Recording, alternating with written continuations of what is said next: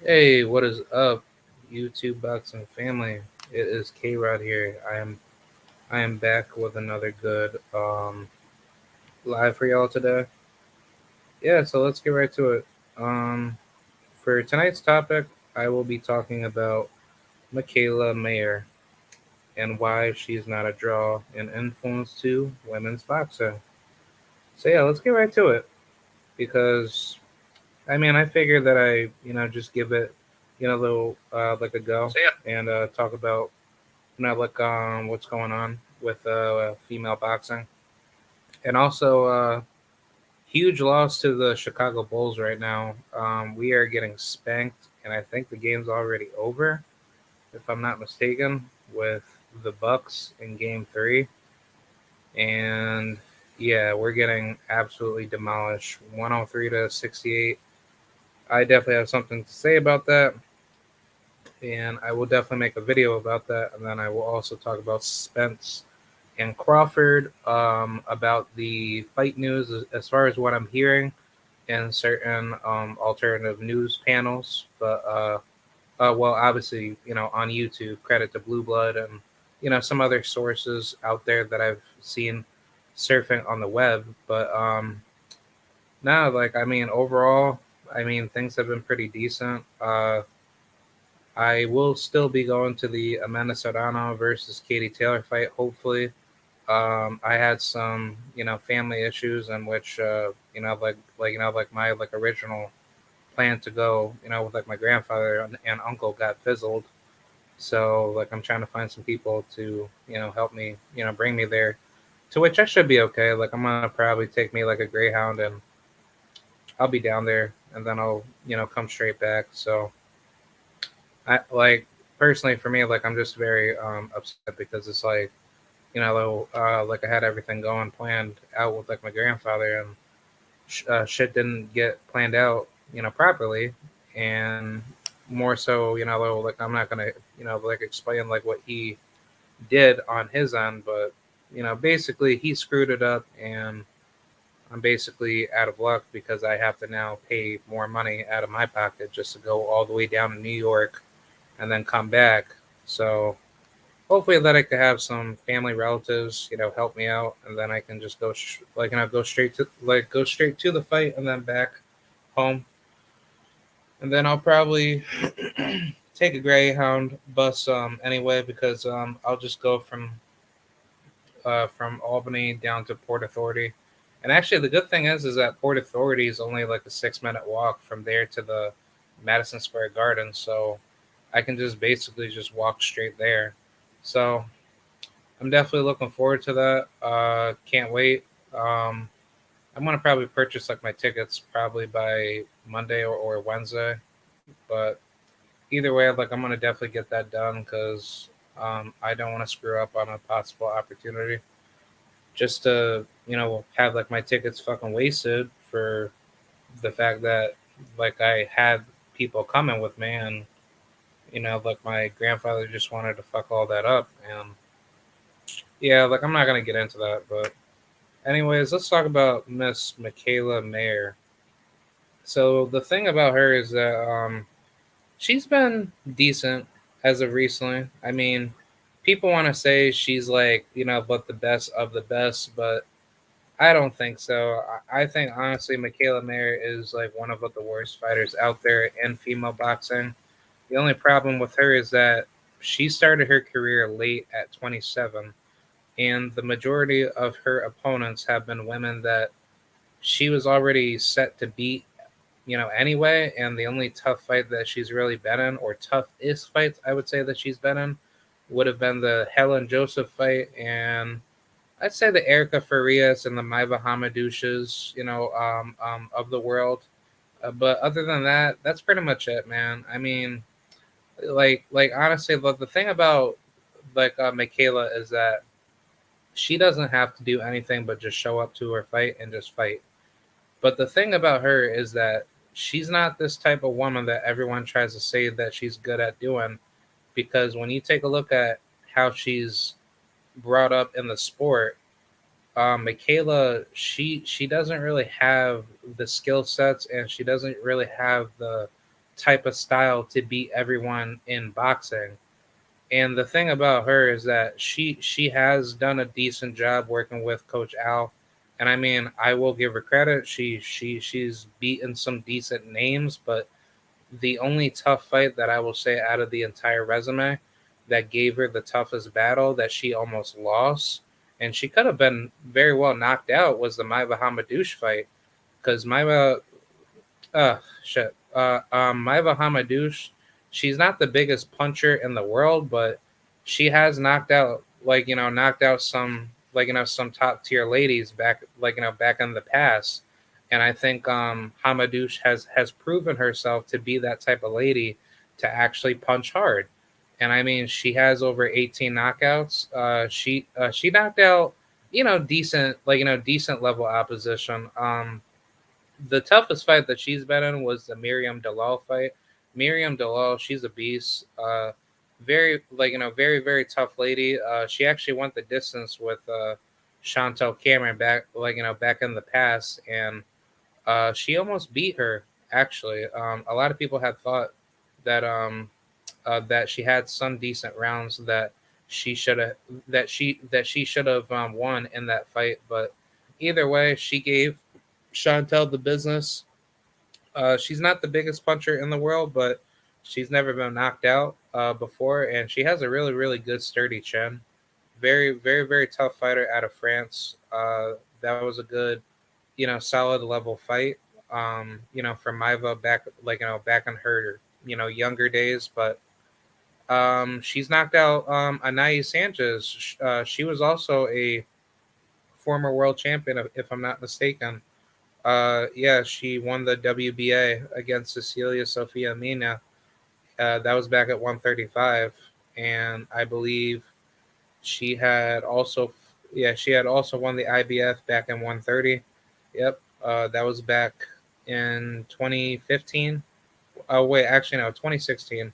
But she won the WBA interim back in 2015, and then later throughout the 2016 year, she won the IBF vacancy against Areti Mastro Duca. She was an undefeated 9-0 fighter at the time. She stopped her. And then after that, Maria Nela Nunez, she cruised her to a decision, or some people would say that that was a tough fight, but she won that fight. And then unfortunately, she um, I guess she wasn't able to unify her belt, but she then had fought, I guess, Eva Wallstrom for her WBC title. So I guess whatever had happened back then, she wasn't able to unify. But yep, yeah. I mean, either way, that win that she got over Anaya Sanchez, that was a very very good good win. The only problem is that most of her opponents were just basically opponents that don't really have too much expansion with their careers. So I can definitely see why Maiva, she wasn't really able to carry her power all the way through, because she has fought at certain catch weights at 132 and a half, but anything beyond that, I mean, she did fight Delphine Persoon for the WBC title, at lightweight. That was back in 2015. So she did try to attempt to get a world title there. But yeah, she basically got her very first title against Jennifer Salinas, in which that was a high quality victory. And Jennifer Salinas, she she was very very good back in back in her day. 20-4. She's gotten some really good victories over who Melissa St. Ville. I mean, I don't think Melissa has ever won a title, if I'm not mistaken, but she has fought a lot of good ladies. Jackie Nava, or Jackie Nava, great all-time female Mexican, boxing legend, next to Mariana Juarez. And obviously Maiva Hamadouche, she respectfully lost to her, but very very good fight. And yeah, I mean, that's about it. But I mean, victory that Mikaela got over Maiva definitely spoke a lot of volume, and I give like I give her credit for all the tough wins because it's not like she is a world class bum, but I'm not gonna sit here and say that she's like the greatest fighter out there because the problem that I have is that people try to say she has all these skills. She's working with Coach Al. She sparred with Shakur Stevenson. Basically, giving you all that top ranked bullshit narratives, trying to hype her up and gas her up. But the problem is like, I really haven't seen you in a fight before. I mean, yeah, Maiva took you to some deep waters and you were able to prevail, but were you really dominating Maiva? Were you really hurting her? And the short answer is no, you weren't hurting her, but two, you had all the advantages to keep it easy, but you decided to trade with a puncher and she almost got stopped.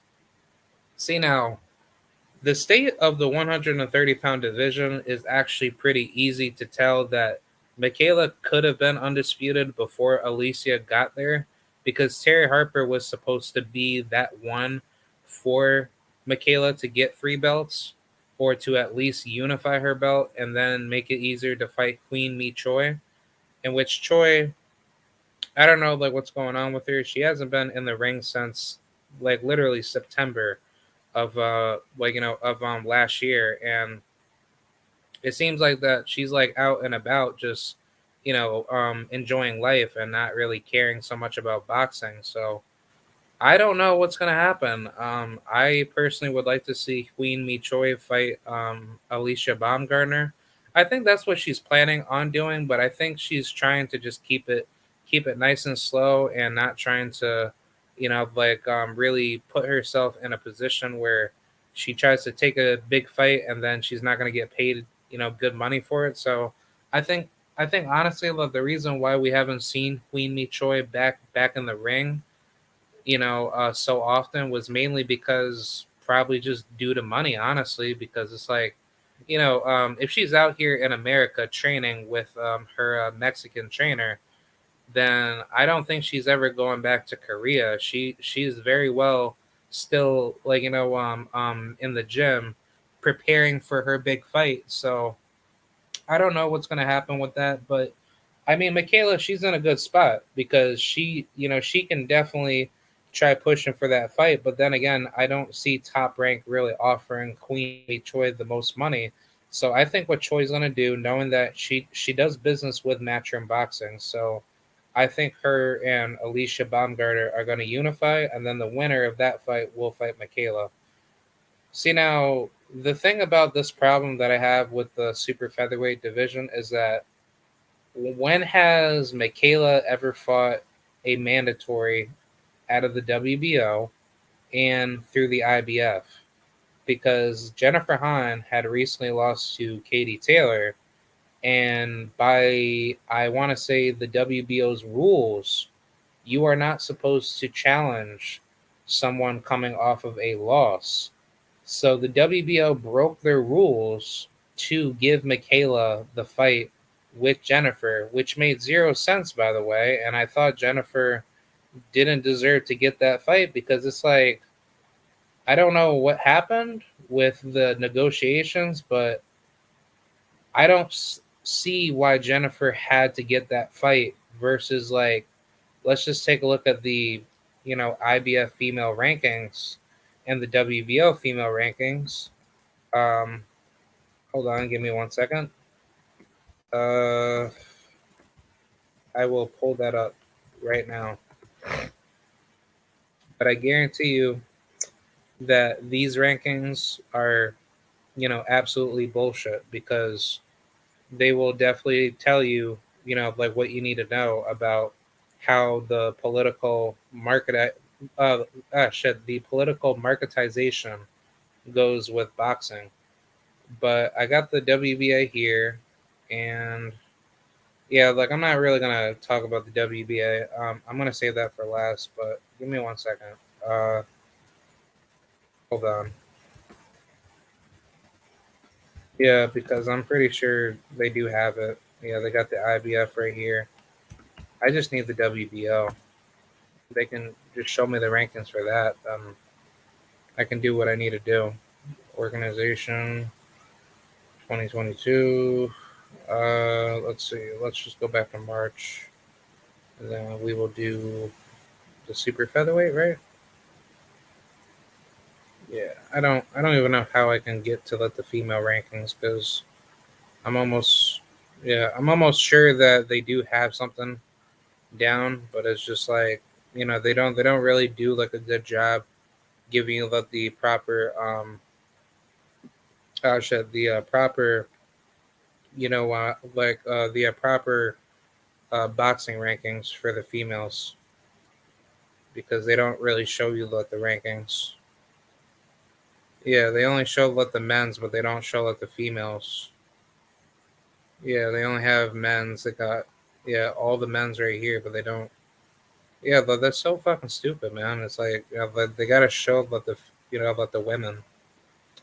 Uh, I don't know, but I will go by the IBF because at least with the IBF they do a decent job with their rankings. But we're gonna go down to 130, and we will see who has been in the rankings. Because if they do not show me the rankings, then I am very sorry. I cannot show you what the rankings are because the rankings themselves are absolutely bullshit. And I should have made a video about Zarina McCoy being taken off of the rankings, which made zero effing sense. But oh man, it's just so messed up because it's like they don't do a good job like managing the rankings, and then you don't really know who's really ranked in what sanctioning body, and like honestly, this is why that I don't like rankings in boxing held by the sanctioning bodies, and that's why that I want sanctioning bodies gone because it's like you don't need sanctioning bodies to prove that you're fucking good in the sport. You just need a proper governing body that works in the market itself, where you actually have legitimate, highly ranked level contenders that fight each other consistently to prove themselves that they're there. Versus you just work around these rankings through sanction bodies, and then you don't know who the fuck are like like basically you don't know who the hell is fighting who next, and they don't tell you who's going to fight who for the proper placement position to get up there in world title championship contention. So I mean, unfortunately, like I can't find the rankings because the IBF is a piece of shit, and I don't know what's going on because I'm trying to look up any possible rankings, and they're not giving it to me. Shit. But hold on, maybe I could try to go back to maybe I'm gonna try to go back to uh probably February. Yeah, I'll do February of 2022. See if that could help me. If they can't help me, then I need to find a different site. This is not good. All right, so here we go. At least for the W oh shit for the IBF, and then I'll head over to the WBA because I can't get the information for the WBO or WBC. Well, actually, no, I can get the information for the WBC, but I'm going to talk about for the IBF and the WBA, and then I'll go to the WBC later. But for the IBF, you had Delphine Pursoon at number one, and this is as of this is back in February, and Mikaela she had fought what back in March? No, back in April. Yeah, April. But I'll probably just go back to March if I can. If I can't, then I will try to push it back to February because if they can't give me the proper rankings, then I can't really talk about what I want to talk about. But I guess I'll just go back to February because this is a pain in the ass, and this is why the sanction bodies need to be thrown out because it's like, dude, you cannot tell me that's how rankings should work, and it's like, this is why that I'm getting upset for this manner. All right, so yeah, Mikaela, blah blah blah blah. She had won the title November. Wait, what? Wait. What? No, okay. I'm not gonna talk about that. But basically, leading up to February, you had Delphine Pursoon at number one. You had Maiva Hamadouche at number two. And forget about Terry Harper because she had moved up to lightweight, so she was never in the discussion. And then at number four, you had Ramona Kuhn, not really too big into European fighters, but she was there. Iwa Brodnicka, I find that so weird because she was supposed to fight for a world title, or I think she's going to fight Natasha Jonas if I'm not mistaken, but I don't know what's happening with her. There's Alicia Bordeza, she's a French lady. Novizo Bell, that's South Africa. Veronica Jeffrey, number eight. Eva Wallstrom, nine, and Anna Guichapane. Uh, I could have sworn that I know what that name is, but she was there. Gabriela Bouvier, yeah, she was that Uruguayan lady. I actually used to like her back in the day. She was a good fighter. And then Elhem Mikaela, she's that French girl. I never really heard too much about her. So, and then there was Karen Elizabeth Carabajal, in which she's not really that known, and I think she's past her prime. I think she's old, but I mean, those were pretty much at the rankings at the time frame. So, I mean, like Mikaela, should have fought either Delphine Pursoon or at least defended her title against Ramona Kuhn or anybody below those rankings to keep her belt, legitimate. Because at least that way, the IBF could actually, follow the rules, and the WBO should have followed their rules because, Jennifer Hahn, she didn't deserve to be in that position to get another title shot after losing to Katie Taylor. And I have zero idea how the hell she was even able to get a shot with Katie Taylor because that's really how the corrupted business of boxing works. You just have these women that just come out of nowhere that just get title shots, for no reason. And that's really what makes, the sport kind of lame. But yeah, those are the rankings for the IBF. But for the WBA, you have Ellen Mikaela, the French girl, and then you have Delphine Pursoon, Tiara Brown at number three, and then Rima Ayadi, number four, number five, Terry, in which, she's out of the picture, Ayana Vasquez, and then the rest of the list, I'm not going to talk about that. But to kind of sum it up at the end of the day, I mean, the rankings themselves kind of speak for, the lack of responsibility that the sanction bodies are not doing to actually give a proper measurement of skill level that the champions themselves need to honor mandatories consistently. Because if they're not going to honor a mandatory, in which, people can make the same argument for men's boxing, where, the men, they're not fighting their mandatories, consistently. That's what kind of drives away the point of becoming a champion, and therefore you're just playing keep away.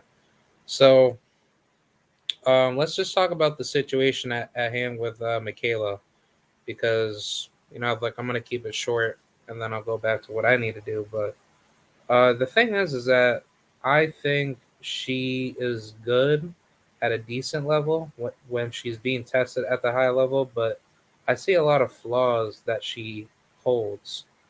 And the flaws that I see is that she's not the type of fighter where she's just, super flashy and she could block a lot of shots. If anything, Mikaela gets hit way too much. She's very slow, very flat-footed, and the only thing that saves her would just be her jab. But her jab is very slow, and I don't see her possessing enough hand speed to really keep up.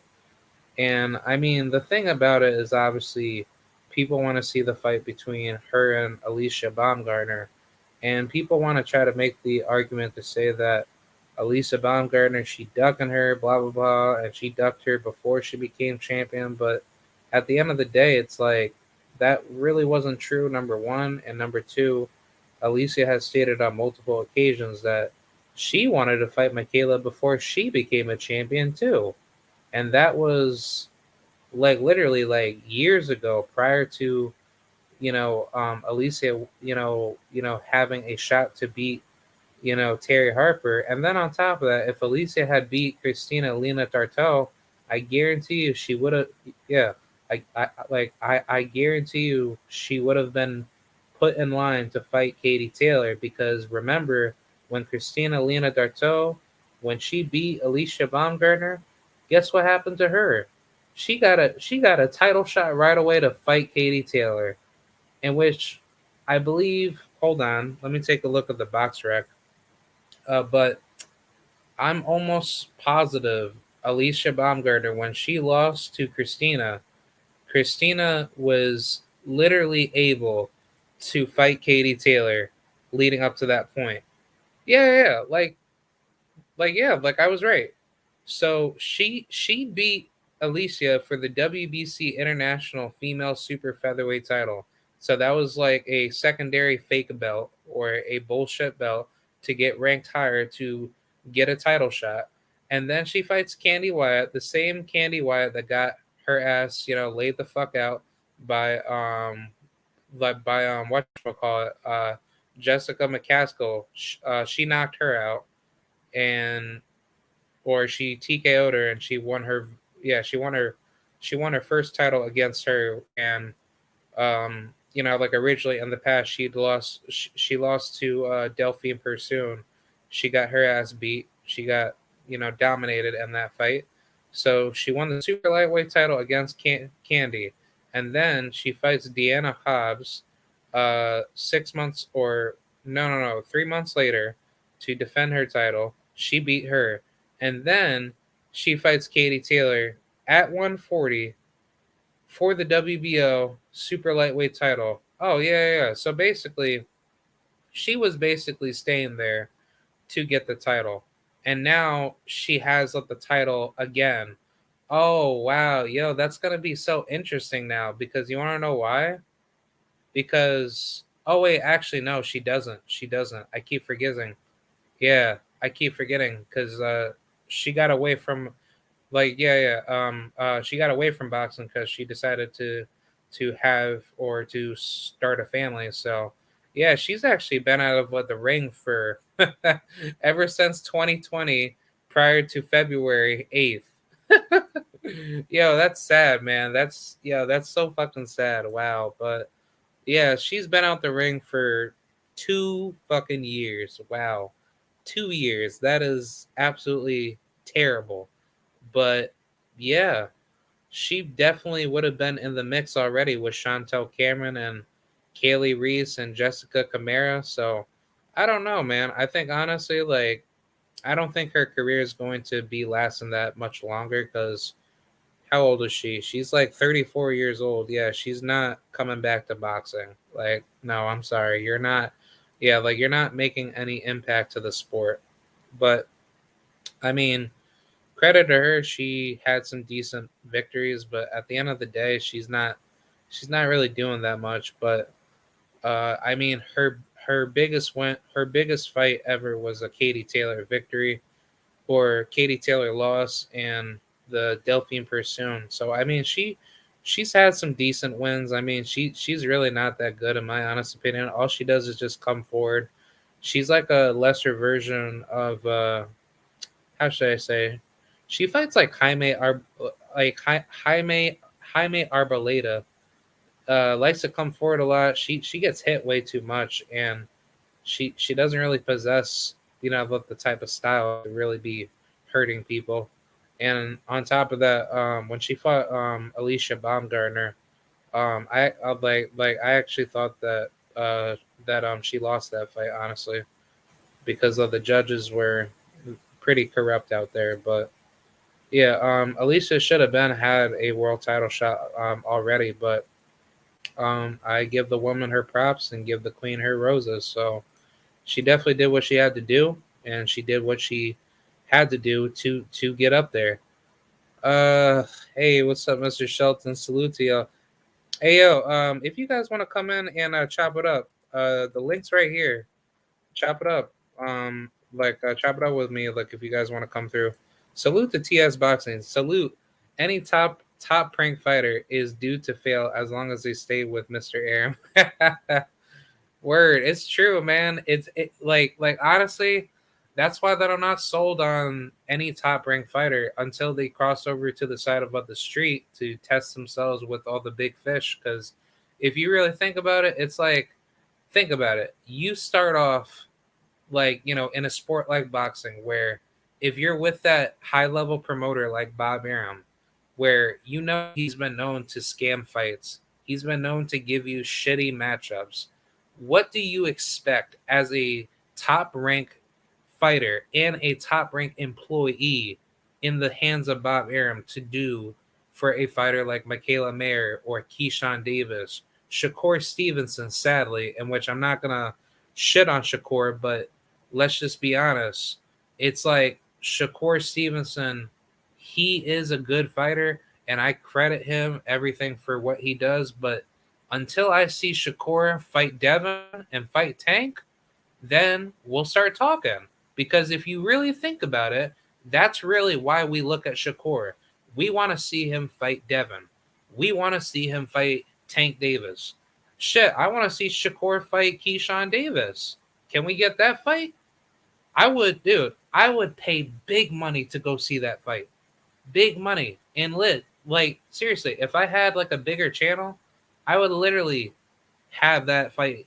Literally, on my to-do list. If I got paid, a lot of money to go out to any fight, I would definitely go to that fight if that fight were to happen. But that's the reason why Top Rank is so shady, because it's like they keep giving you these horrible ass matchups that that the A side fighter is going to win. So the problem is that Top Rank, they're doing such a crappy job with giving us fans the biggest fights that we want to see, and they're politically protected puppeted fighters. They're just given basically free lunches. That's basically what their fighters basically go through. If you like honestly, if you think about it, Bob Arum has all the money in the world to make big fights. He is screwing over those fighters' career by giving you the shittiest fights for the least amount of price. But back to the situation with Mikaela, her resume doesn't really speak for herself. She's only had really two tough fights out of her entire career. That was a Maiva Hamadouche fight, and I would credit the Erica Farias fight, but let's be honest, Erica Farias, she's past her prime, and the younger version of her would have given her literally a lot more trouble, and she probably would have stopped Mikaela the way she fought. But Erica Farias is a good aging victory because she had beat Sandy Ryan over in the UK, in which obviously that win doesn't speak much, but it's like Erica Farias, she's still top level despite her age. But the younger version of Erica Farias, she was dominating a lot of females. But I would definitely give some semi credit to that. But the tough fights that she's really been in was the Maiva Hamadouche fight and the Helen Joseph fight. But either way, as far as her progression as a fighter, she's a very predictable fighter. She doesn't possess the skills that I would say give her any issues. But the issue that I have with her is that at times she leaves her chin wide open to get hit. And the thing about Mikaela is that she's only good when her style is set for her to get the punches off. Hence why when she punches coming down. And the problem that I have is that she's very, very predictable to the point where she gets hit and she could easily get hard countered to get knocked out or to get hurt. Hey, how's it going, Tyrone? Hey, what's up, man? What's going on? Not much, man. I'm just trying to, give out my thoughts on Mikaela Mayer and just talk some boxing. But how's everything? Pretty good. Pretty good. I'll let you talk about Meyer. I haven't really seen Meyer fight, to be honest with you. Oh yeah. Like honestly, I like I followed her career, for quite a while. She's a decent fighter, but if you just take a look at a good number of her top ranked fights, she's not like the biggest, impressive fighter out there. She fights very slow. Um, her punches are very predictable to the point where, where you could tell that she's there to get hit, and she like she's very easy to like counter in a fight. But I heard that the Hamadouche. I know you just talked about that. I didn't see it, but I remember when Stormy went live a couple months ago talking about that fight. We did a live thing or whatever. yeah, but I definitely actually I saw that live that Stormy did back in the past, and I didn't really like agree with it. I appreciated listening in to the live stream itself, but the problem that I had with it was just that that story that Stormy gives too much credit to Mikaela for certain skills in her attribute set that doesn't really make her look that big of a threat, because it's like I want to say that he's only looking on what's being shown on the outside, but I just think on the inside, Mikaela, she doesn't really have what the dog in her as a fighter to really be in a real tough fight, and I think that's yet to be seen, because even in the Hamadouche fight, she has shown some signs of weaknesses, but I think Hamadouche wasn't able to sit down on her punches because she wasn't able to like set her punches up and actually land. Mm. Yeah. So I think when Mikaela gets put into that situation, I think she's going to get hurt real bad in a fight where she's not gonna gain her control, and I think she's just way too predictable of a fighter to actually get hit enough where you already know what her weaknesses are, but people haven't pushed her to that limit yet. So,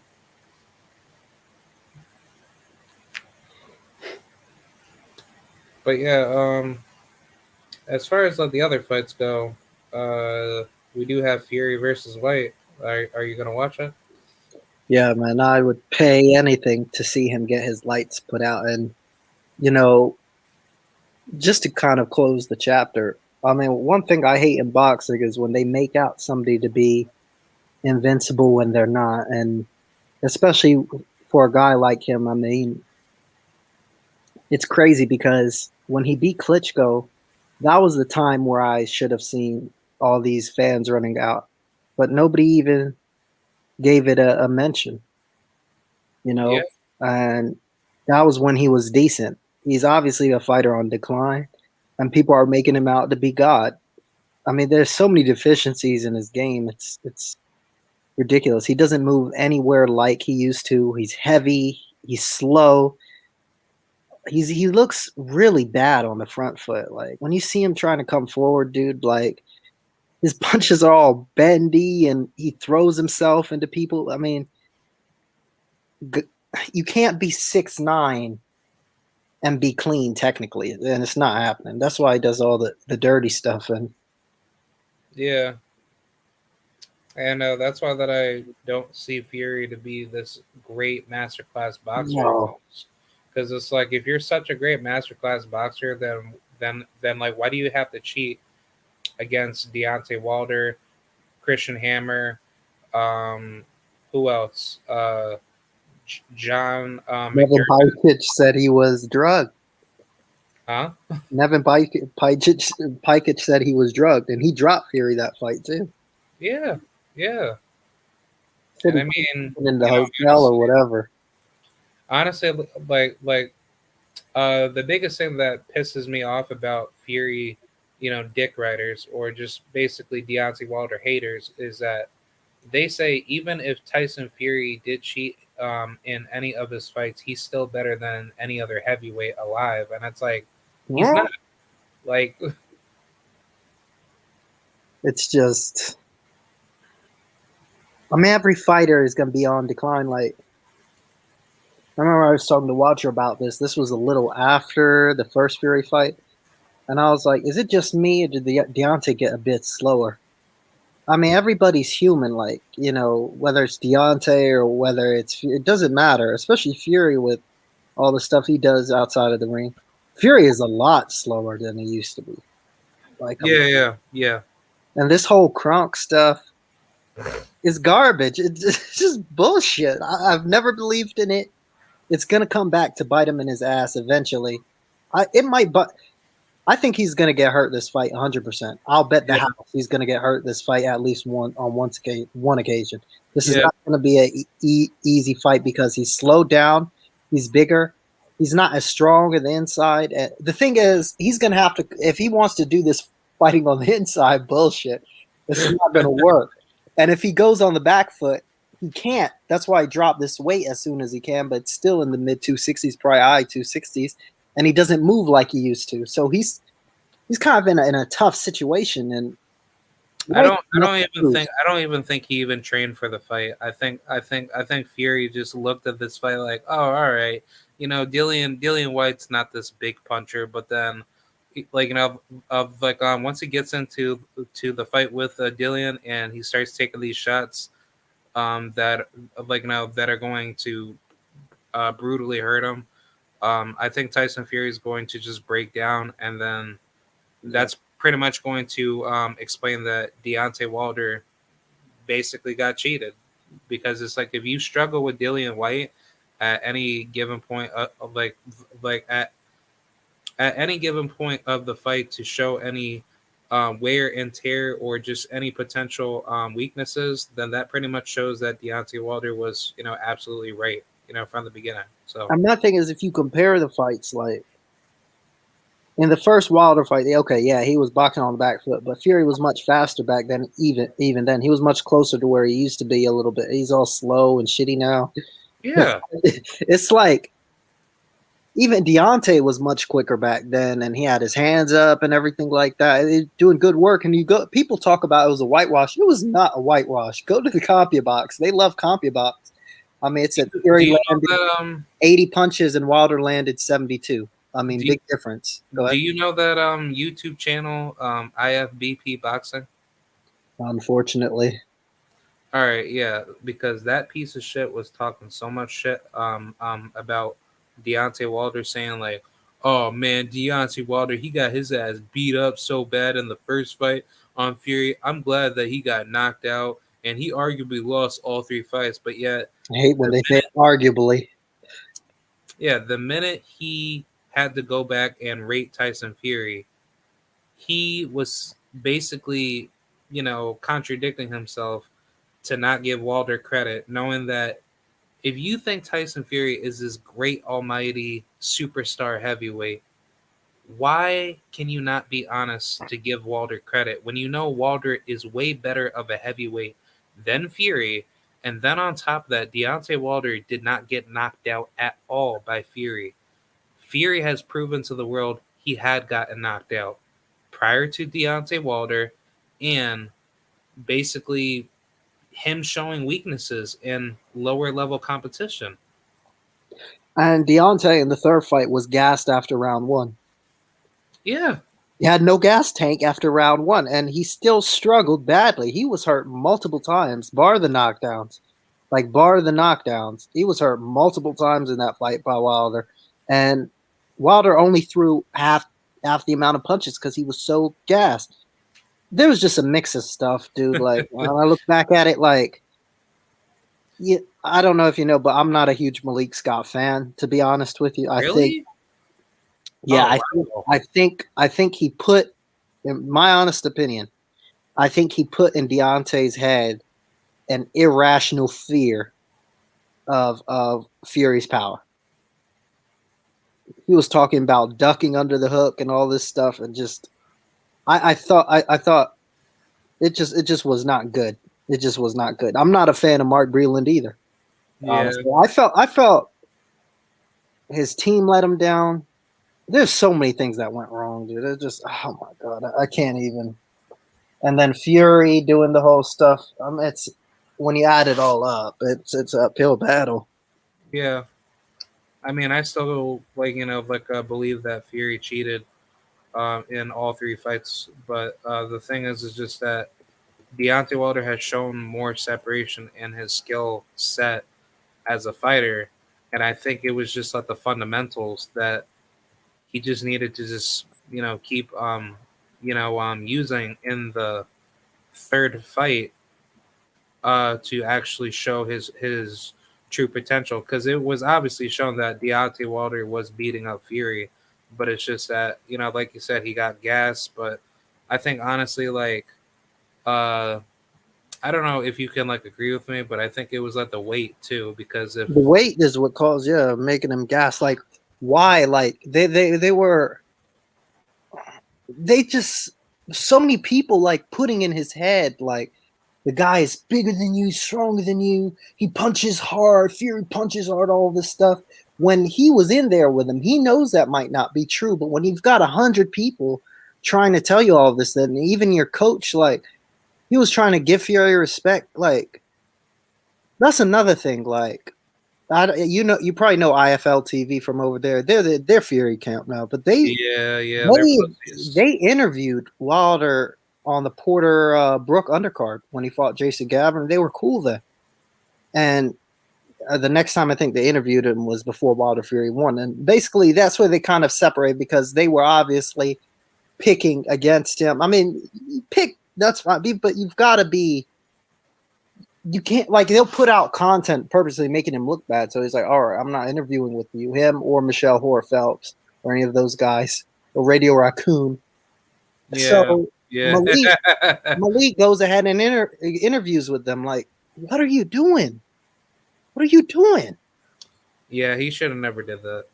Dude, and he gives them this like his last interview with him. They got like 2 million views off of his stuff, and it's so. To be honest, I hate Malik. I won't even lie to you. Yeah, I don't think Malik Scott had the best interest for Deontay, No, I don't think so either. Just because it's I don't know if you saw that video that I posted where I actually called into Blue Blood's show to talk with Malik, but I asked him a good question in regards to Deontay's development in obviously training with him, and I said that do you believe Deontay's skill set needs to be more centered around defense, because I do believe Deontay Wilder has a good boxing ring IQ. It's just that people haven't really brought him to that level of training, and I would hope that Malik Scott would have done that. So I wanted to get more insight out of that, and he gave some good insight to say yeah, but I do believe Deontay can be those things, but just by how he answered it, it kind of just seemed like that he didn't really put too much emphasis on what was really going on, and I kind of felt like all in training was just basic stuff that Deontay already knew. yeah, I felt lied to. Like, I mean, just let him do his thing. He has a good left hook when he wants to use it. He had a good jab before Malik, before some of these guys mess it up. He knows what he's doing in there. Just let him work and tweak. And tweak. I mean, when you're 30, whatever, like you're basically a made product. You're not gonna make somebody a whole new fighter. Just tweak. And it's not like he needed a ton of adjustments, especially from like the first fight. No, It's like none. All he needed to do was, and he admitted himself, Wilder said, I was headhunting. That's so easy to fix, and they were gonna thank fix that. you. But it's like they're trying to act like I saw the whole thing with the pads and ducking. I'm like, that's not his game. No, but it's Deontay knows that what he did wrong, he listened to us about it after the third fight. So it's Deontay knows he's better than Fury. He just needs to re-implement the style, because I think his style is all wrong for Fury because it showed in all three fights. Despite all the cheating, but I mean, at the at the end of the day, Deontay Wilder does not need boxing. He's To already be great. honest, I don't. I would like to see him just retire and like fuck all these guys off because the problem is right now, right? if he were to fight any of these guys they're calling for him to fight, they wouldn't give him credit for it anyway. No. So it's like They it's would just say, "Oh, look at him fighting Annie Ruiz, exactly fat Mexican Annie," knowing that Annie Ruiz was just in talks. Well, people wanted Annie, like, Annie Ruiz to fight, like, to fight Luis King Kong Ortiz, but it's like nobody won't criticize him for fighting him, knowing that Luis Ortiz is basically like way past his fucking prime, and he's no longer like the same heavyweight back in like the past. So like it's like basically, to us hardcore fans, like we would like the fight, but for anybody that's a casual, they'll basically jump the gun and definitely say, well, that's a Deontay Wilder leftover, but at least that's a good decent victory. But no, it's not, because it's like that victory is not going to hold any weight. But it's like we all know that Andy Ruiz can possibly beat him, but if let's just say Luis King Kong Ortiz beats him, what the hell? What the hell are y'all going to fucking say if he loses? they're gonna say that Ortiz was fat and didn't take boxing seriously. Yes. So therefore, We already know the play.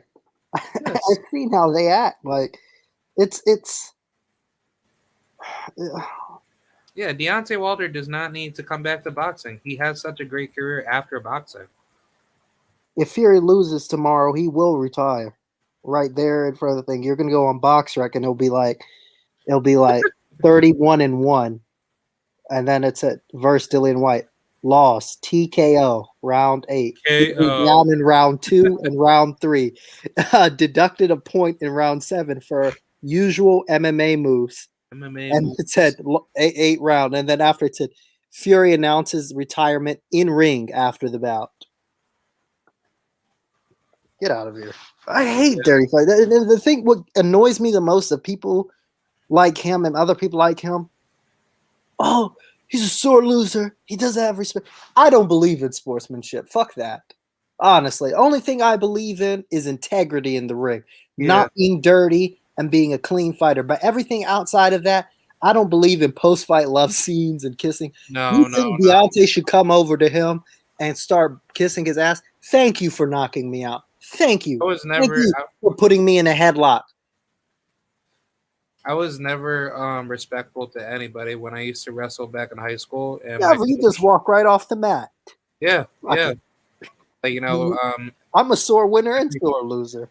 Every single win that I had, I never gave respect to my opponent because I knew that he would have done the same shit to me. But my coaches always told me, like my coaches always told me, never let your opponents get inside your head and never let them, like basically like control over you in defeat, because obviously people people like to play those mind games, like in combat sports, to like make you feel bad for like challenging them, and they want to make you feel like that you're basically under them, because if they defeat you, then they're going to use that as like political leverage to say, oh well, I'm better than everybody else, and I'm like the biggest baddest threat out here that nobody can't stop me. But like that's why that I've never been humble, like in sports, and I don't believe in being humble in any sport.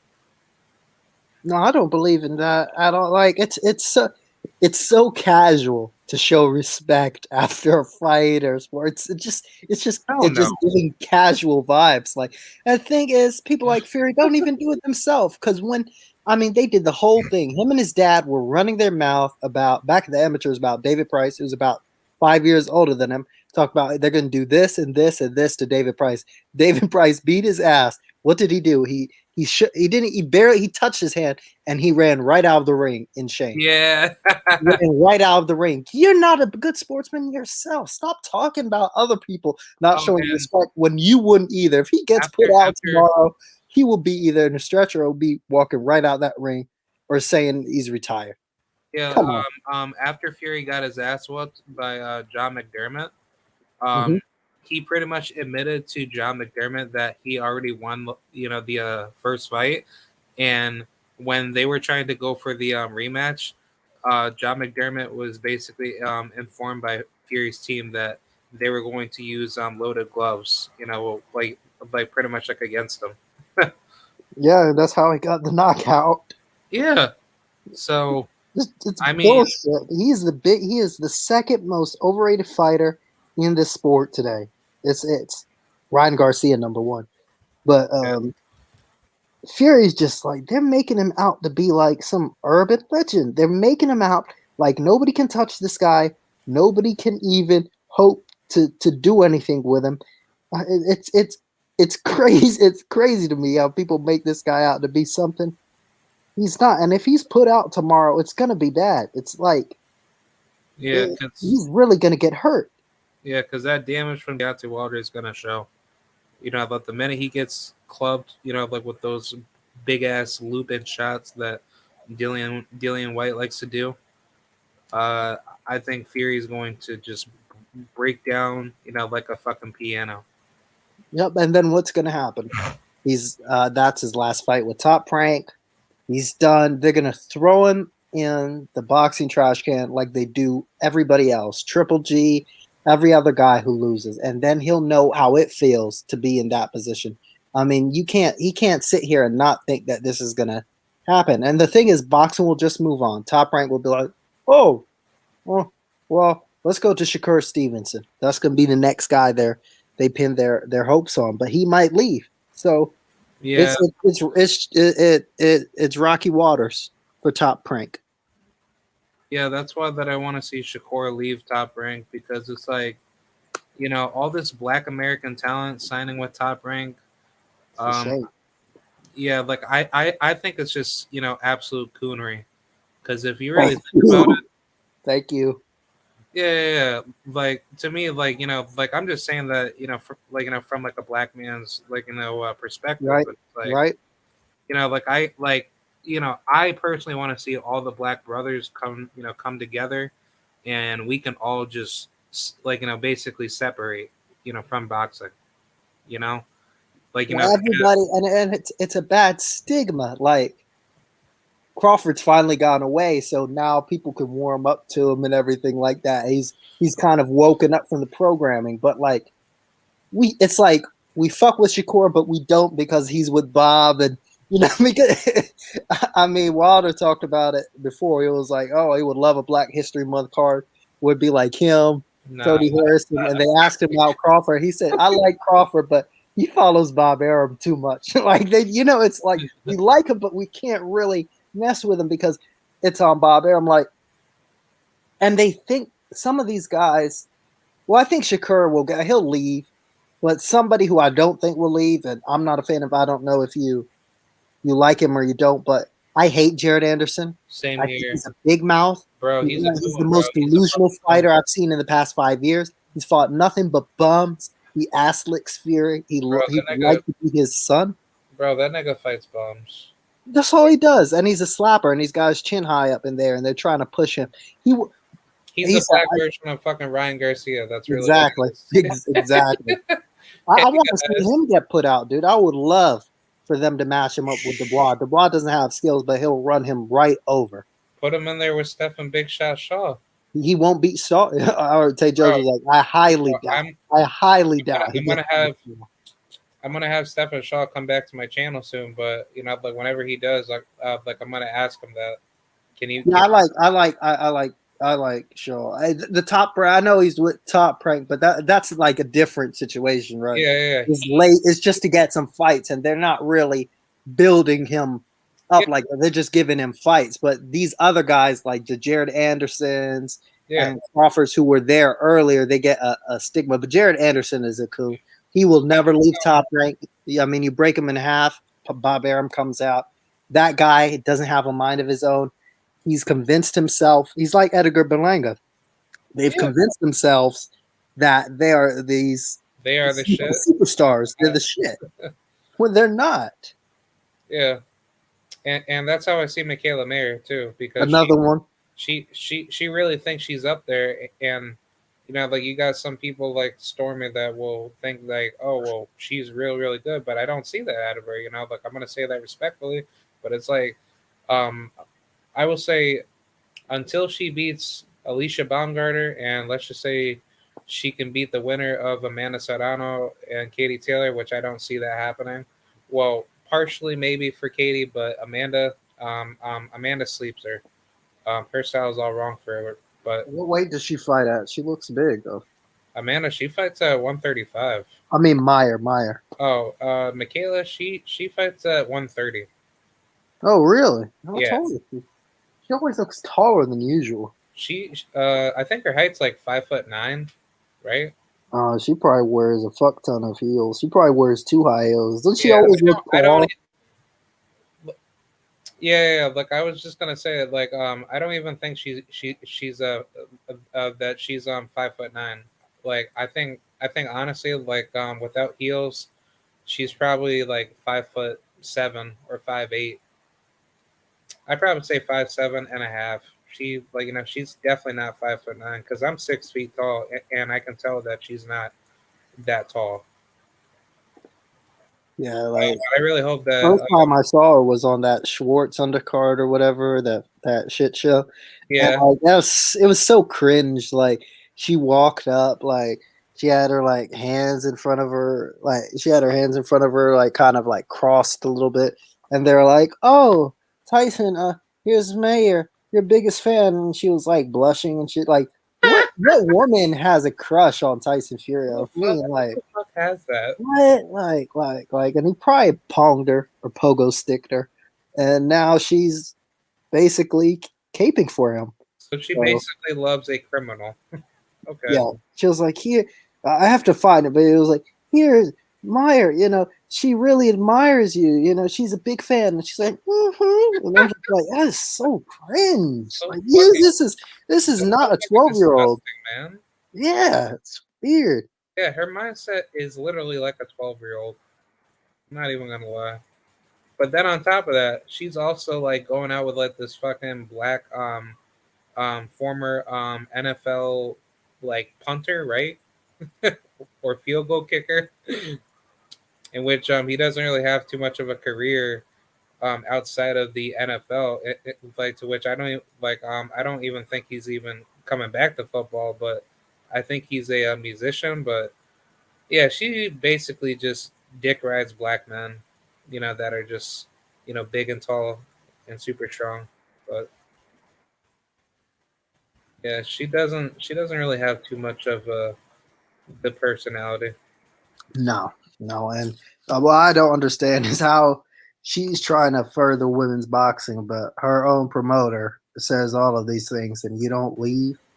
Yeah, because Bob Arum is like the worst promoter to to even stage women's boxing. Because I don't even honestly, I don't even fucking remember what the last female boxing fight that they even had, other than the Carla Torres and the Pink Tyson fight. But that was on the fucking what, the Xavier Martinez and the Robson. Yeah. Yeah. Versus on the Zone and Matchroom, or maybe the PBC at times, but mostly the Zone and Matchroom. They have female fights like left and right. Yeah. At least they treat those females, like queens. But it's like on top fucking rank. Get the fuck out of here, Mikaela. But And that's why that I disagree with Stormy that that she's fucking a marketable tool, because she's not marketable, man. She was a co-main event in what, the whatchamacallit fight. I think that was the Erica Farias fight, right? mhm. And then she had two main events with Jennifer Hahn and who else? Um, who's that other lady? Oh, Maiva Hamadouche. Yeah, Maiva Hamadouche. But other than that, she she's not that big of a star. She's just a low level lady that fights on nonsensical cards that people are not going to get up from their couch and actually watch her fight. But it's like, compare that to Amanda Serrano and Katie Taylor. You could put those two on big ass cards, but actually no.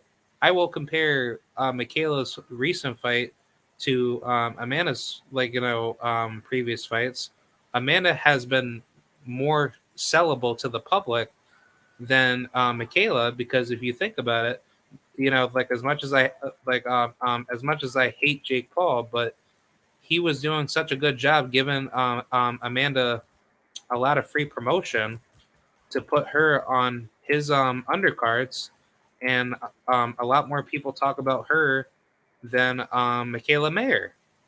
So no, Mikaela Mayer does not sell out to a market, but at least with Amanda Serrano, she sells. And I think she's like the second female boxer to be like a active millionaire, right? Oh wow. Yeah. So Amanda makes way more fucking money than her. All thanks to Jake Paul. So It's like why she doesn't even go to matchroom noting is like that's what I'm saying. Like, she has the ability to do it, but she doesn't want to do it because I think honestly she's just comfortable at where she's at. So basically Top Rank keeps feeding her all these soft ass fights, and I think once she gets tested at the high level against maybe potentially Alicia Baumgartner, I think that's pretty much it. yes. And you think about it like what does Bob Arum have on her to keep her like that? That's another thing. When is Bob Arum gonna die? That's what I'm saying. I mean, I'm waiting on it. I mean, Uh, he's 90 something right now, 91. I mean, can somebody bump into him or trip over on him or yeah, break his damn neck. or something or run into him? Just an accident, and Yeah, I just hate Top Rank, man. It's from the top down, dude. Literally in their name. You've got Bob Arum, awful. You've got not Todd DeBuff, but the other guy who's at that Fury press conference. He's awful. The commentary team oh yeah, yeah, yeah. is, Like Mark Chinook, right? yeah, I think so. Yeah, he's bad. Oh You've yeah, yeah, got yeah. Timothy Bradley. the commentary team. Oh God, I mean, Um, which guy do you grab and say that's Bernardo. Bernardo Osuna? Yeah, yeah, Bernardo Osuna, Mark Kriegel, that piece of shit. Uh, he was a Showtime I guy. actually saw Bernardo Osuna at the at the Turning Stone Oh, Casino. you went to the Joe Smith Will Jr. Smith fight, yeah, with Yep, that dude. I literally saw him, on my left hand side, like as I was gonna get some food, and I told him that I see you on TV and shit like that, and I was gonna say something to him, to be, clever and shit, but like I wasn't really going to bother him. But yeah, him, like that whole team they drove in. I think Joe Tessitore is the worst. He's the Joe worst. Tessitore, he needs to get beat the fuck up, man. Fuck Oh yeah, that definitely piece of him. shit. Andre Ward, but I don't know if Andre Ward's going to commentate this fight tomorrow because they. I heard they were kind of unhappy with him with the last fight, the last Fury fight, because he would not get off that dude. He was like, "That was a long count. That was a bullshit count." And Good. regardless of what he said in the past, at the end of the day, that's kind of one of your own. You feel that. I don't know about Lennox Lewis because he was on some coon stuff, Yeah. but you felt Andre Ward. You would have thought he was it, but in that dude, he felt that, man. He Yeah. was so angry when See, Deontay got touched like that. He was so mad. Did you see his face after the knockout? yeah. He was so angry. Because he knew Deontay Wilder was going to beat Fury, and I think he started listening to like what all the YouTube channels like us have been saying, Yeah. and I think he's now coming to that realization that, okay, look, knowing that I may be a company man, but like I He think, short circuits a couple of times. yeah. The programming doesn't work, and he gets back to himself. See now, look, don't be surprised if Andre Ward goes to a different network, because if he Yeah, I works think with so. like PBC, then I think his whole mindset coming into boxing will be a lot more different. Because I think honestly, like he's a really, really smart commentator. He knows what he's talking about. But the thing is that when you're running off of a damn script, that's where people like us, we can't take you seriously, because we know, like we know what you're trying to say, but at the end of the day, you're just trying to hold yourself like a paycheck, because like you have nothing else, after boxing. So it's like I understand like what his mindset is, but at the end of the day, it's like that's not really necessary for you to just be cooning. It's Coon Central over there. I mean, you've got Tim Bradley, the Milk Dud. You've got Jared Anderson. You've got the whole thing. I mean, Nico Ali Walsh was there doing it. I mean, Man, fuck Nico, man. he's a bum. Just the whole dude. For me, if I was a PBC executive and somebody came to me and said, "All right, we're gonna make Tank Lomachenko on ESPN/Fox," I'm gonna say no, Hell no. hell no, no matter what. I cannot allow ESPN in on this. It's bad vibes. I mean, the zone and PBC, you know, Maybe. yeah, maybe, But but ESPN, hell no. I've hell already fucking been through no. that. I don't want to go through that again. Nah, but it's just like, but you can easily tell that cross promotions, usually end up being bad, because it's like when Golden Boy got together with didn't I want to say that they did business with Showtime at one point, They did. but but their cross fucking promotional platform was just horrible. But they just started talking, fucking out of their asses and shit. And then like, every time when I saw, the fucking preview for a main event fight, they always just like a brutally disrespect the fighter. Oh yeah. Yeah, like especially Harold Letterman, right? HBO was HBO was the original top rank. Yeah, I mean, to send a fighter to fight on HBO back then, it was like Mission Impossible. It was like a suicide mission, dude. I mean, the commentators are against you.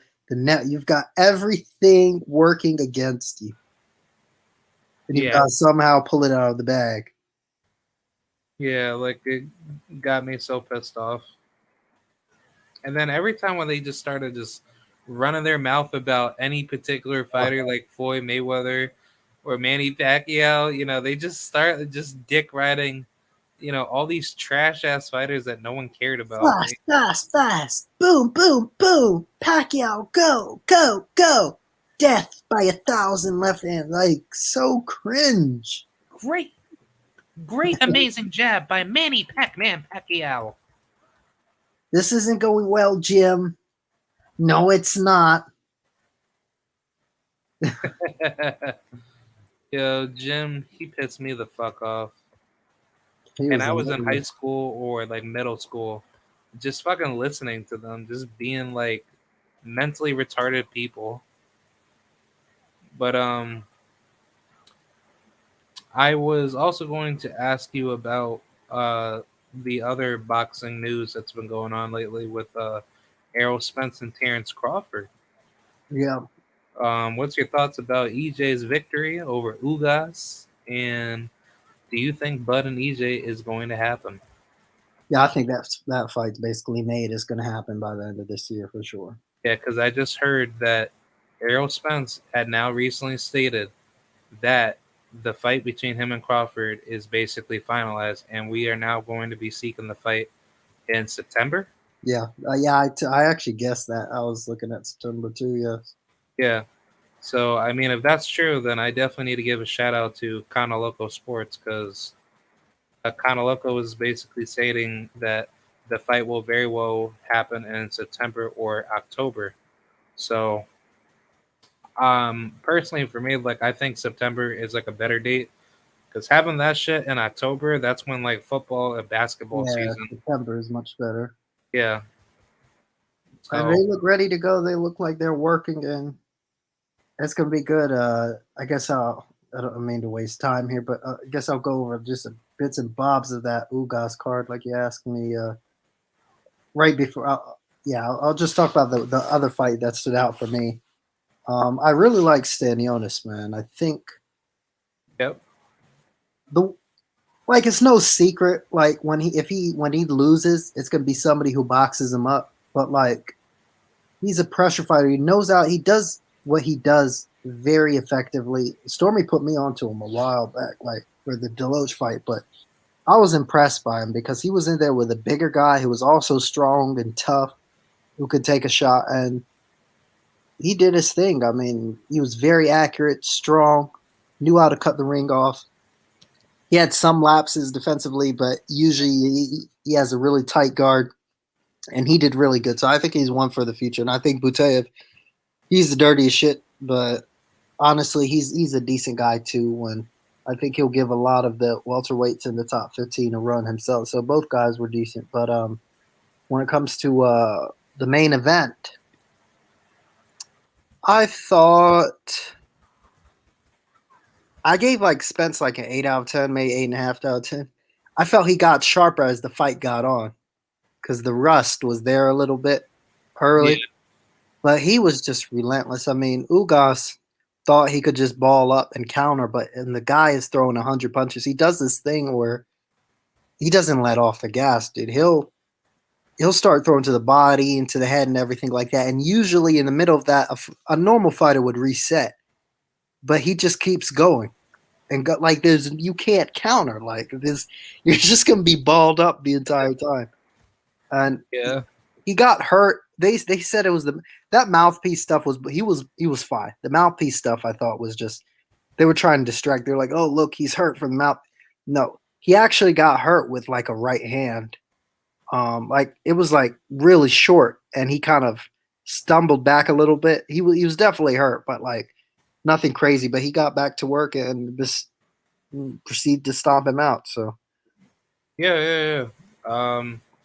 I think Errol had plenty of opportunities to stop Ugas a lot earlier, but I actually predicted Errol to stop him like in like one round, but uh, I actually give Ugas a lot of credit because I definitely underestimated his dog and will to fight very well on the inside, but I just didn't really think that style was going to work against EJ because no, EJ he likes to mix it up on the inside, but even it like even if you try to keep it to a boxing match, you can't outbox him because he's such a good fundamentally gifted fighter. yeah, But I yeah, just think honestly, like just based off of how EJ performs, um, like under those bright lights, under deep deep pressure. I think Errol Spence has proven that nobody really cannot outbox him, and he just presents enough separation in his toolbox to really give you, like a very very dangerous fight. And I think that has basically shown a lot of strengths that Terrence Crawford could very well end up dealing with against Errol Spence. yeah. It's I think the way Crawford Crawford's gonna have to do. He's gonna have to hurt him to be able to make the difference in the fight. Because if he doesn't and he lets Arrow get off on him, he's not winning the fight at all.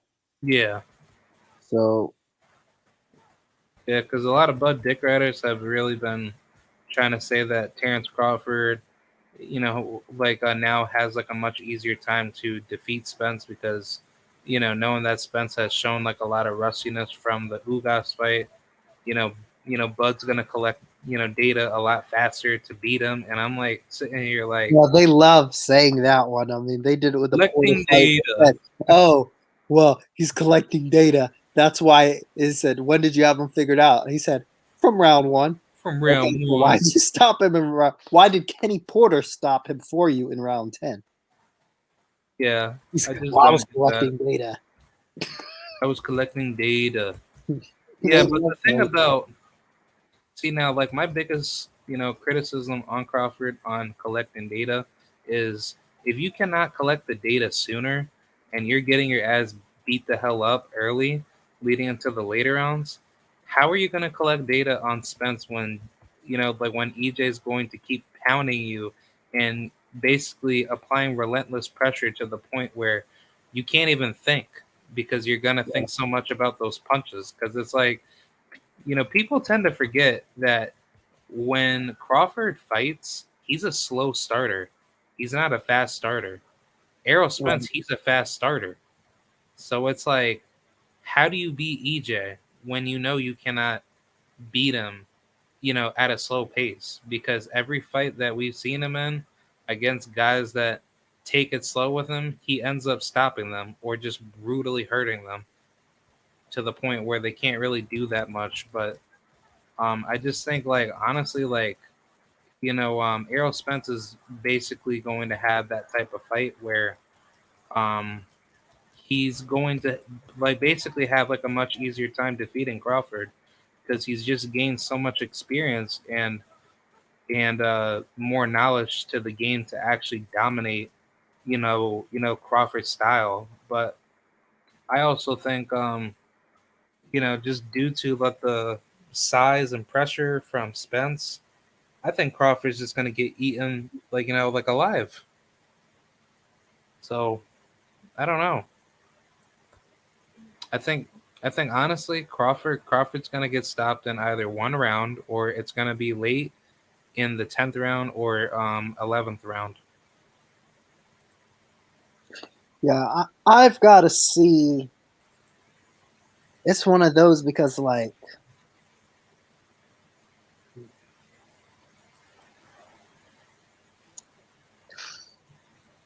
Say again. it's like one of I was just thinking I was because it's that kind of fight for me because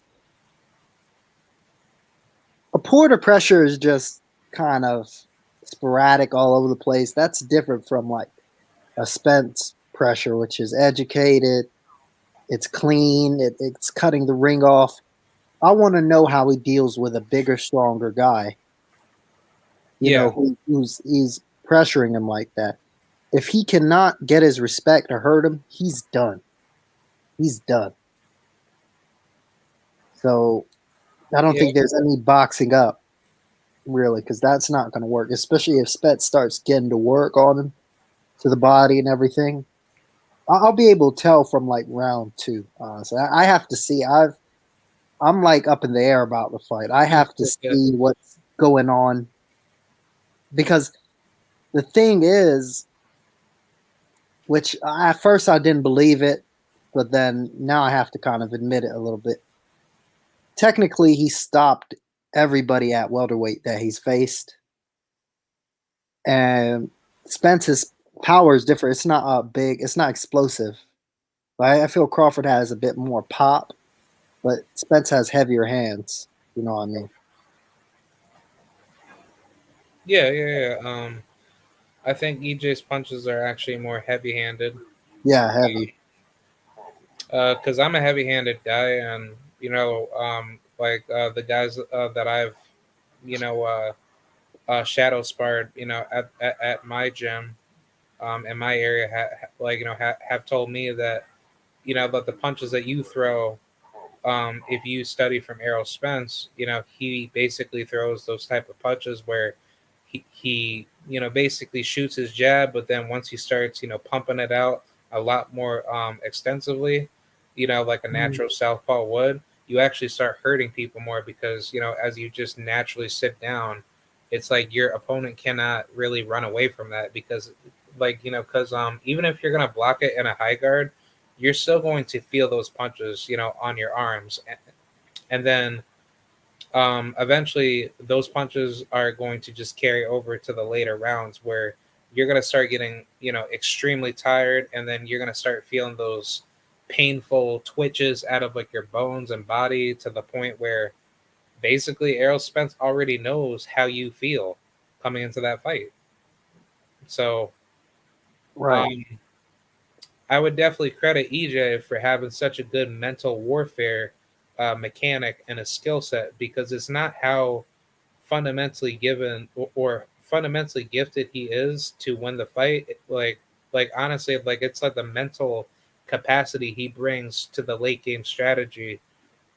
Similar to that with Gervonta Davis, where he just knows who you are, because it's like once he knows that you can't hang with him, on a certain level, he's just going to turn it all the way up from level 100 to level 2000, like super duper quick, because he's not going to be like, he's not going to keep himself in there longer than he has to be. So Yeah, yeah. yeah. I was also going to ask you, what were your thoughts on Gervonta Davis's recent statements where he was saying that he never asked for the big fights, right? Yeah, But I heard that. yeah, because I wanted to discuss about that. But Um, I don't know. I guess he may have trusted them to get him right or something. I don't know. It always goes back to their old saying, I can only beat the guys they put in front of me. And if they're not, he shouldn't have to ask even for that, for them to actually do that, to deliver the big fights. So yeah, I don't know. I don't know. I think a lot of people just ran with that and just used that like as a motion to say, or as a motive to say, oh well, Gervonta, he was always ducking, Lomachenko and Devin Haney and all that, and I'm like, No, he beats Devin Haney. He beats Ryan like, Garcia. what? He beats Ryan Garcia easy. I think he beats Devin Yeah, Haney like too. Gervonta, like, honestly, as much as I love Devin Haney, I think Gervonta sleeps him. If Yeah, Devin Haney, like honestly, like if Devin he Haney fucking cannot still hold up, Devin Haney up. I think he'll get past Cambo if he can't beat Cambosis unless it's on bullshit.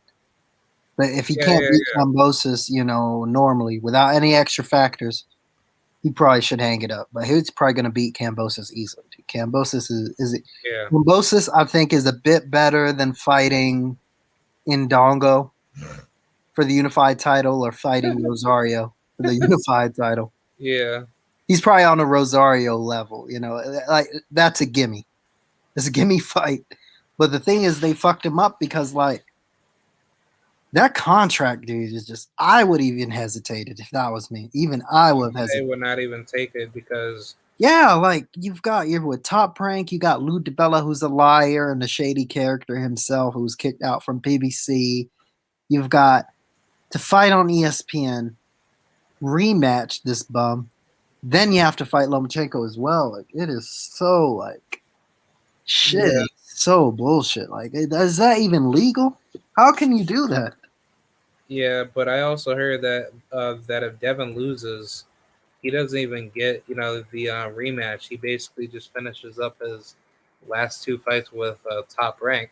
So Wow. basically, Wow. like honestly, like that's pretty much like a lose lose situation for Devin, but it's a win win for George. Even if George fucking loses both fights, to which I don't even think George would He's ever not gonna take. take the second fight. No, no, because Well, of the way he's been talking on fucking Instagram and training with Xander Sayas, and Javier Centeno, I don't even think he's going to even like be motivated to even want to rematch Devin, because he's just kind of like pretending as if he's gonna beat up Devin, but it's like he just already knows what's gonna happen. oh yeah, it's and it's not, and I'm not a big Devin Haney fan. Like But I know what the play is. I mean, let's be real. I mean, the only people giving Kambosos a shot are the racists. Yeah. Rick Glazer and some of these other boxers. Oh, Kambosos, he's the real deal. He beat Lopez. Uh-huh. I mean, every Okay. dog has its day. Yeah. And he Yeah. barely beat him. He barely beat him. Yeah. The same Teofimo Lopez that had to duck Devin Haney. Yeah. Like just to get just to barely even beat Lomachenko, because Yeah. it's like he did he never even looked good in that fight anyway. The only reason why he was only able to be successful to Lomachenko, was that Lomachenko wasn't even letting his hands go. He wasn't even letting his hands go. And the moment he turned it down, I had Lomachenko winning the Yeah, last. You could arguably given him 5 out of the last 6 rounds. yeah, yep. To be honest, like that's what made it sort of close for me. I can see 8-4, 7-5 for Lopez. Like that's Yeah, really like because he didn't let his hands go and he squeaked past that and then he loses to Kambosos who was squeaking past all of his past fights. I thought he lost. I swear to God, he lost to Lee Selby. I was shocked when I heard the decision. yeah, And then he gets past, the dork Lopez, and now he thinks he's just trash. He's just poop. Like he literally throws he has this stupid left hook he throws from his ankles. He's just so trash. What's good about Kambosos? he was never good. No. Right He started hand. his career at 19 years old, and yet you never tested yourself against any top tier competition, leading up to basically leading up to a Lee Selby that hasn't fought any Yeah. killers, I'm at just all. retired, by the way, and Yeah, moved up from 126 all the way to 135. yeah. Like I was actually kind of surprised that Lee Selby got knocked out in his I last was surprised, dude. I felt kind of sad too because what did they call him? The Welsh Mayweather at one point. fight. That wasn't very good, but I forgot again, who knocked him out though. it was my Donna cousin or something like that. Oh It was, yeah, Yo, that was so surprising, but that was so sad at the same time. it was sad. I mean, he was sent on. I mean, no promoter behind. He was basically a one man army. He was sent there with probably maybe 3 other people, right? His team. Yeah, no Yeah, promoter. He just picked up a check. He was inactive, and he lost and he retired. And it's just the bad side of boxing. And you kind of look at it, and that can happen to anybody. When you're used and abused. yeah. Like what's it called? I just said it was a my dad. No, oh, I was gonna ask you. What do you think about Bob talking about? You know, Matisse, or I think it was a Maidana, right? It was Maidana's cousin or something. Anyway, Matisse's sister for Oh the yeah, bomb. Are they related? They can't be. I mean, that whole yeah, family. yeah. Soledad Matisse, from what I heard, she is She the. adopted. I want to say she has to be Lucas Matisse's biological She sister, but can't be. yeah, because I don't really see the comparison, Where's the in power? because Matisse, she's a very white, Argentinian, but Yeah, for Matisse, for Lucas, he's a very like brown skin person that looks mixed. So I don't know, but I don't think honestly that Matisse for Soledad, I didn't think that she actually deserved to be fighting Alicia, because I didn't really understand like why she fought her, because she's been right. out like the ring for such a long time. And like I was kind of thinking inside like my head that that fight was more like a more like a stay busy fight. So 'cause I was thinking that Alicia was gonna fight that Asian chick Queen Mi Choi, but Oh yeah, yeah. Yeah, but people are trying to run with this narrative to say that Alicia's ducking Mikaela Mayer, but it's like, how would she be doing that knowing that she been wanted her, but like before she even got her first like a championship? But I don't get it. But hopefully they could fight for undisputed because people want to see it now. To which I don't understand why, because it's like the fight's not big enough. So it's like I think that fight should definitely be for undisputed. But speaking of undisputed, are you looking forward for Jermell Charlo and Brian Castano? Um, uh, um, I'm not a Jermell Charlo fan. I Same fucking here. runs his fucking mouth about everybody. He's so annoying. I would love nothing but to see him put out, but Castano, I don't know what more he can do. I mean, he's just a pressure fighter, and he was hurt multiple times by Jermell. And I Yeah, think it's another gimme undisputed for him, and he's just going to be running his mouth again. I mean, I had Harrison up in that fight, in that second fight.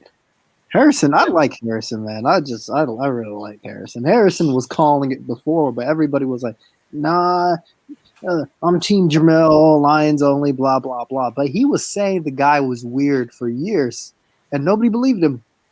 And now look. Tony Harrison is like by far like one of the best trash talkers ever. Yeah. Like literally, but the minute he got into that argument with Jermell Charlo, I was like, okay, like, Like, look if at the first fight, right? yeah, See how he beat him in the first fight, boxing and moving. The guy who won the first fight, him, fought a totally different fight, the second fight. And I had yeah, him up. I've had Harrison up. I thought he was controlling the fight easy, dude. He was he was Dude, he doing a was good job. talking shit. He was shimmying. He was putting his. There was this one. I've got to get it, dude. He I like was the funny, man. showboating. Like it was I just love the that, showboat. It got him knocked out, but shit, yeah, dude. Had he not got knocked out, it was going to be a disputed decision because I saw yeah. some of the scorecards. One guy had him up, and then one had a draw. One had Charlo up, but everybody ringside pretty much had Harrison up. I mean, he was just. Dude, I was laughing, man. I was laughing. When I saw that fight, I was just like, and then people were so happy when Charlo won. I'm like, fuck out of here, dude. This is the Yeah, fuck worst thing that can happen. Charlo. Jermell Charlo was like, seriously, like super scared to the point that he needed to knock out Tony Harrison in that He second was fight. swinging for the fences. He was like, "Oh man, got to knock this guy out," and he just looked so discouraged from like what, like round 8, round 9. It's absolutely funny because I just knew from at the beginning like Tony Harrison just had everything together, but I just wish that chin was not like. Oh yeah, that's his Achilles heel, man. It was just and 154. There's still a lot of great fights for him. I mean, I like him versus Tim Zoo. That would be good next. Fundora shit. Dude, I'd tell. I would want Jamonte Clark to get back in there with Fundora. But I Yeah, don't know that's if what they'd I was give it just to him. about to say. I don't know if they'd give it to him. It's like, Because as much as I hate, like the whole controversy that I had with Fundora possibly cheating Lubin, I don't think Fundora is making it that far. nah, and I thought Lubin just fought the wrong fight, honestly.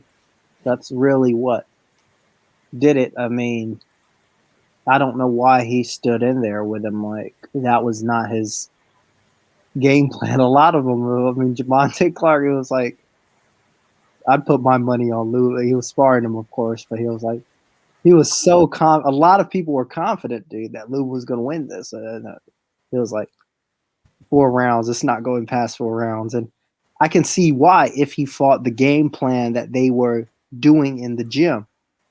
But it He was had kind all of, the tools. sucks. Yeah, dude, it kind of sucks because it was a net negative fight. If he had beat Fundora, people really wouldn't have given him credit, and he was already number one in the WBC. It was Fundora who had all the gain. Yeah, I just don't understand like why Lubin had to Take fight that fight. Fedora. It made no sense. Yeah, Didn't like make it any just got sense. me so angry, and I was just but like honestly, like I found it just so surreal seeing him get beat up like that because he's never been beat up like that before. No, no, not at all. And he was just staying in the firing line, and Showtime was doing a bad job with the highlights again. I thought they weren't showing the punches that actually hurt him. Like they showed the ones that dropped. Like for the Lubin one, they showed an uppercut that dropped him, but it was an uppercut that made him fall into him, which got the trouble in that second round. And Yeah, then they said that it was a flurry of punches that put um what's his name Fundora down, but that's not what did the thing. The his money punch is his right hook. Everybody knows that, and it's done, and it's so good. It's so sneaky in the way he throws it, dude. He literally, you can go back and watch it.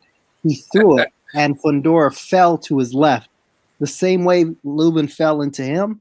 Fundora fell into him after that right hook. It like bobbled his head, and that's what stunned him. And then he went down, and he did yeah, the whole spitting the mouthpiece, and Russell Moore, of course, was showing his ass and making it about him instead of the fight, and it's a whole mess of things, dude. I feel bad for Lubin because I still think he's one of the best fighters at that weight class. I mean, he doesn't have to worry about fighting somebody who's 6'7" again. I mean, that's come yeah. on, Because you I know. mean, if Fundora, loses at the world title level, Lubin doesn't have that, like like he doesn't have that many fights, backed up, behind him to like get back up there. Because it's like honestly, like I would like for him to just go the IBF route, because he could He he beats could that definitely, mandatory easy. yeah. So I think Lubin can definitely become a world champion. Like Oh, for sure, for sure. it's just that like of like the question that I feel concerned like about him is that will he ever be the same from the damage that he took. I think he'll be off for like a year and a half. Yeah, What worries me though is not even the facial damage. I think he'll be all right. I think that'll be okay. I think it's his shoulder yeah, the shoulder. Yeah, I agree. The shoulder. because that is his best punch, dude. A lot of people say his left. I mean, we saw it with Coda, making Coda fall down that way, and that was weird because he fell down the exact same way in the exact same place versus Charlo, with the hand outstretched and going backwards. Yep. But his right hook is his money punch, and he was still able to hurt him badly, even though his shoulder separated. So Yeah. that's what I'm worried about. I want to hope. I hope he gets better. He comes back. He's still only 27, and he'll probably be off for at least a year. At least a year. Yeah, because the thing about it like is just that I don't want to see him take um more residual damage that's gonna Mm-hmm. damage him after the sport, but like it's just that I like honestly like I just want to say that he has that same drive compared to Nestor Bravo, where you Right. know like basically they both love the sport so much to the point where they have so much left to prove. So their careers are just like too vital to the point where they just have that bloodline in them to to actually put themselves at that superstardom level because because I do believe that Nestor Bravo will definitely be up there, but as for Eric Salupin, like I definitely I believe that his skills will pay the bills to definitely be a possible world championship level fighter. But I think honestly, at the end of the day, they're just going through their journeys, and I think I think like their storyline of how they got there, just really gives you that big interest to actually keep up with them more often. Yeah, definitely, for sure. Yeah, but I was gonna say, how do you see the state of the uh man? Like I was gonna say, probably talking maybe like about like the super middleweight division, Mm, because now like it seems like that Canelo he's going to probably keep those belts, like according to like what the weird ass pundits like try to say. yeah, I But mean, it's it's interesting because I would like to see Benavidez. I mean, they were talking about Benavidez Plant, but Plant said, "Oh, he needs a tune-up." But he's taking Andre Durrell. Or was it Anthony Durrell? Right? He's fighting yeah, Anthony Anthony Durrell. Durrell. Man, I don't know why. Like, Anthony Durrell gave a good fight against Benavidez. So yeah, I Yeah, think the cut got in the way, really. But he probably would have maybe lost like an 8-4 decision or something. He was tit for tat with Benavidez, really, for the most part, but until that cut got in the way.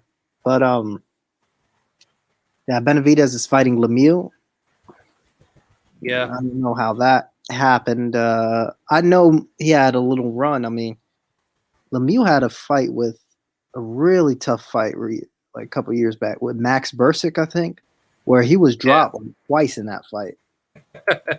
Dude, like I don't know what his run at Super, and he's bald now apparently. Usually, a Man, bald fighter means a shot fighter.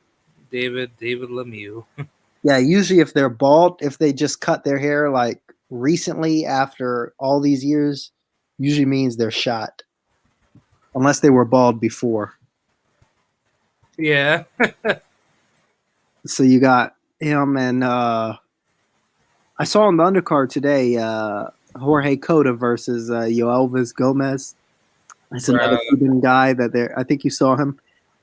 I Yeah, saw him knock out that half MMA. The he got used and abused at Top Rank, and then he came back to PBC.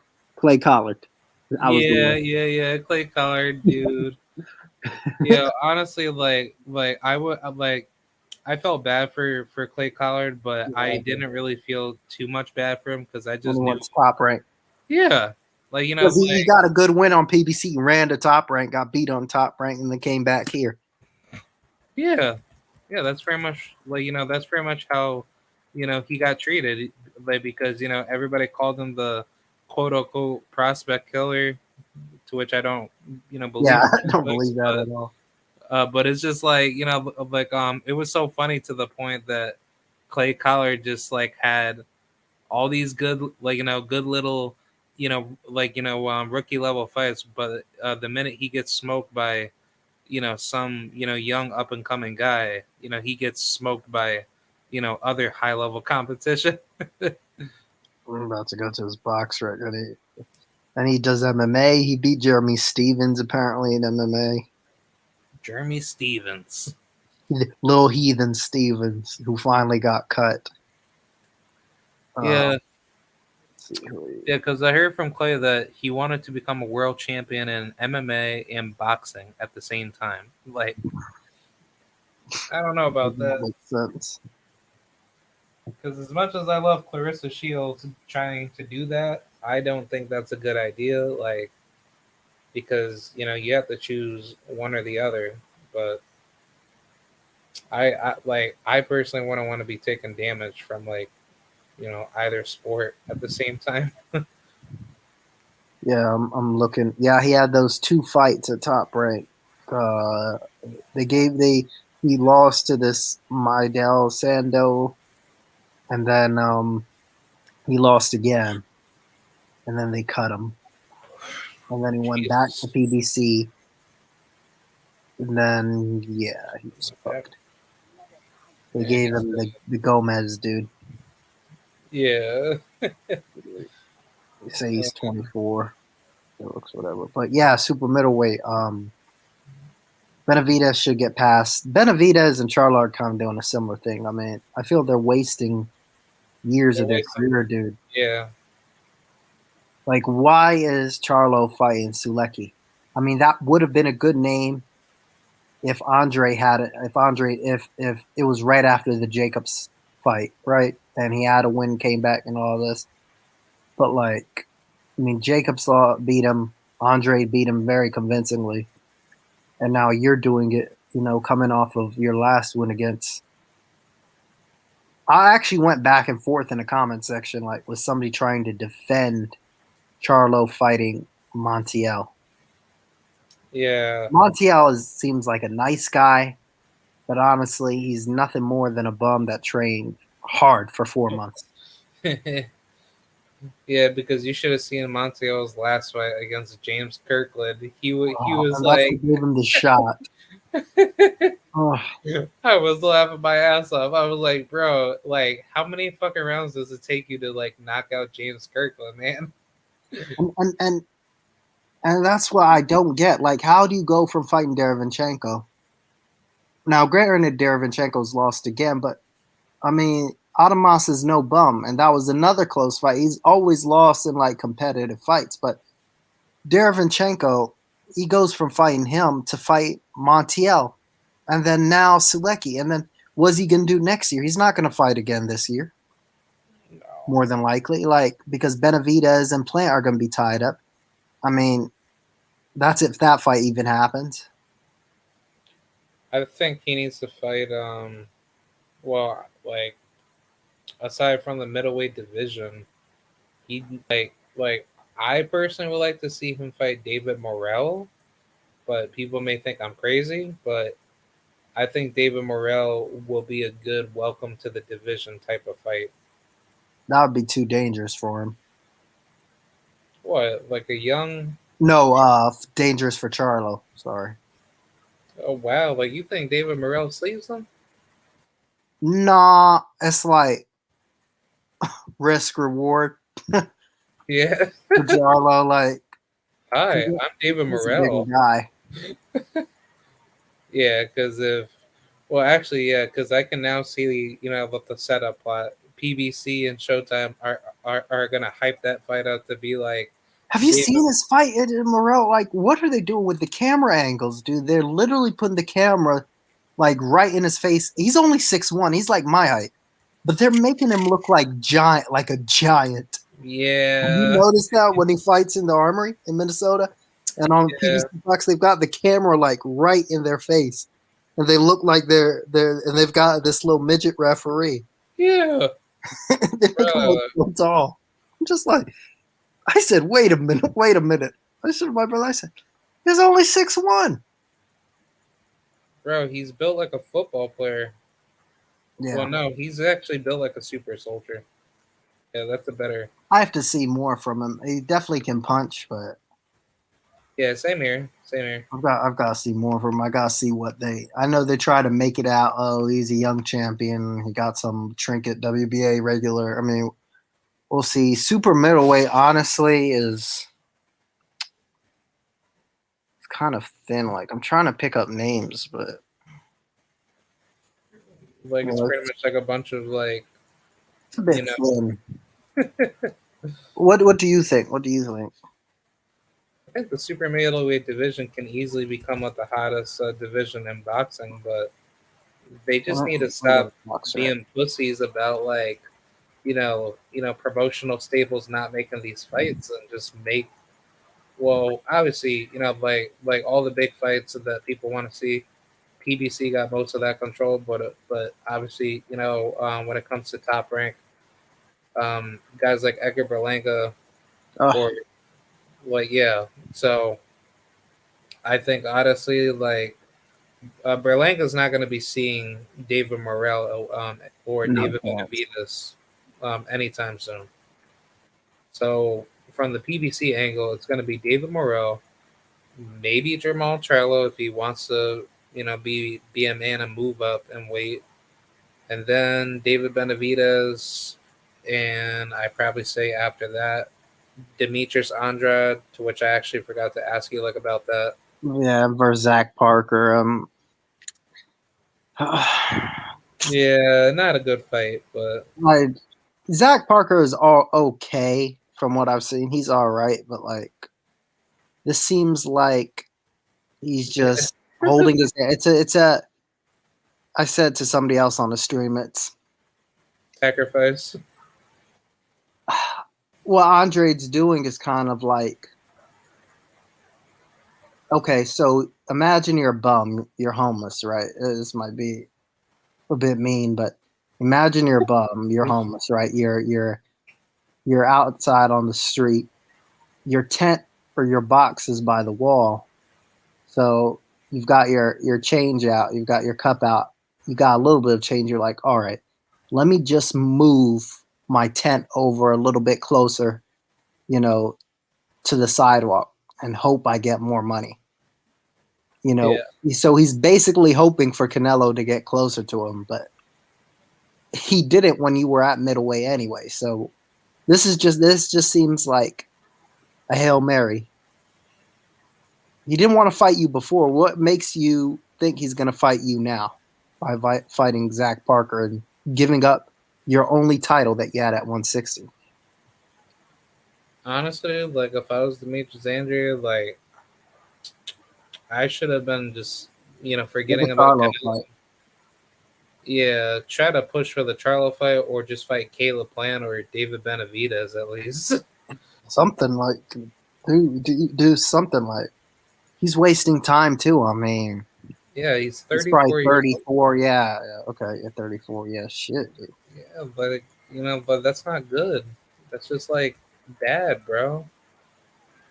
I mean, honestly, he's like, he's moving like Terrence Crawford, very Yeah. similar. But Very sorry, man. That '08 class, dude, gets a hard time, man. I mean, who was in that class? Yeah, Rashi Warren, you had Wilder, you had Gary Russell, you had Andre, but just in general, just the class, yeah, who else? Yeah, Garcia, yeah, Dean Garcia, Jojo yeah, Crawford, Diaz, Gary Russell, yeah, Gary Russell. It was a mix of guys, man. It was a good talent. I thought better talent than 2012 for sure. Ladarius Miller, if I'm not mistaken, Mm-hmm. Marcus Brown, Stephen Big Shot Shaw. Who else? Jermaine Franklin, I think, but I could be wrong. Franklin. He was supposed to fight Big Shot. I remember your interview with Big Shot. Dude, he was supposed to. Dude, I literally thought Jermaine Franklin was gonna be like the, like the next big heavyweight taken over. But the minute, Stefan told me like about that, I was like, bruh, like what's going on, man? Like, like I kind of have like that same feeling towards Lorenzo Simpson. Like I feel like Yeah, dude. I heard yeah, what's happening with him right now. yeah, because I heard that he's gonna be on Tank's undercard fighting Rolando Romero, and I don't know like what the plan is, but like what weight class are you gonna fight at? Because it's like he kind of just jumps in between weight classes, and I don't understand like what his goal is. But I think eventually he's gonna get himself into title contention very soon. So it's just that he just needs to keep his mind focused, and he just needs to have the right people giving him the right information.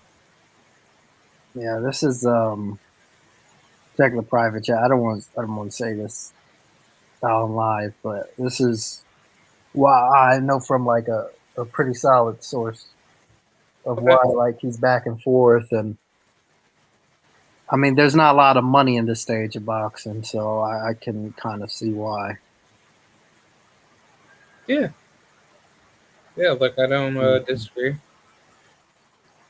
And that's what's kind of distracting him.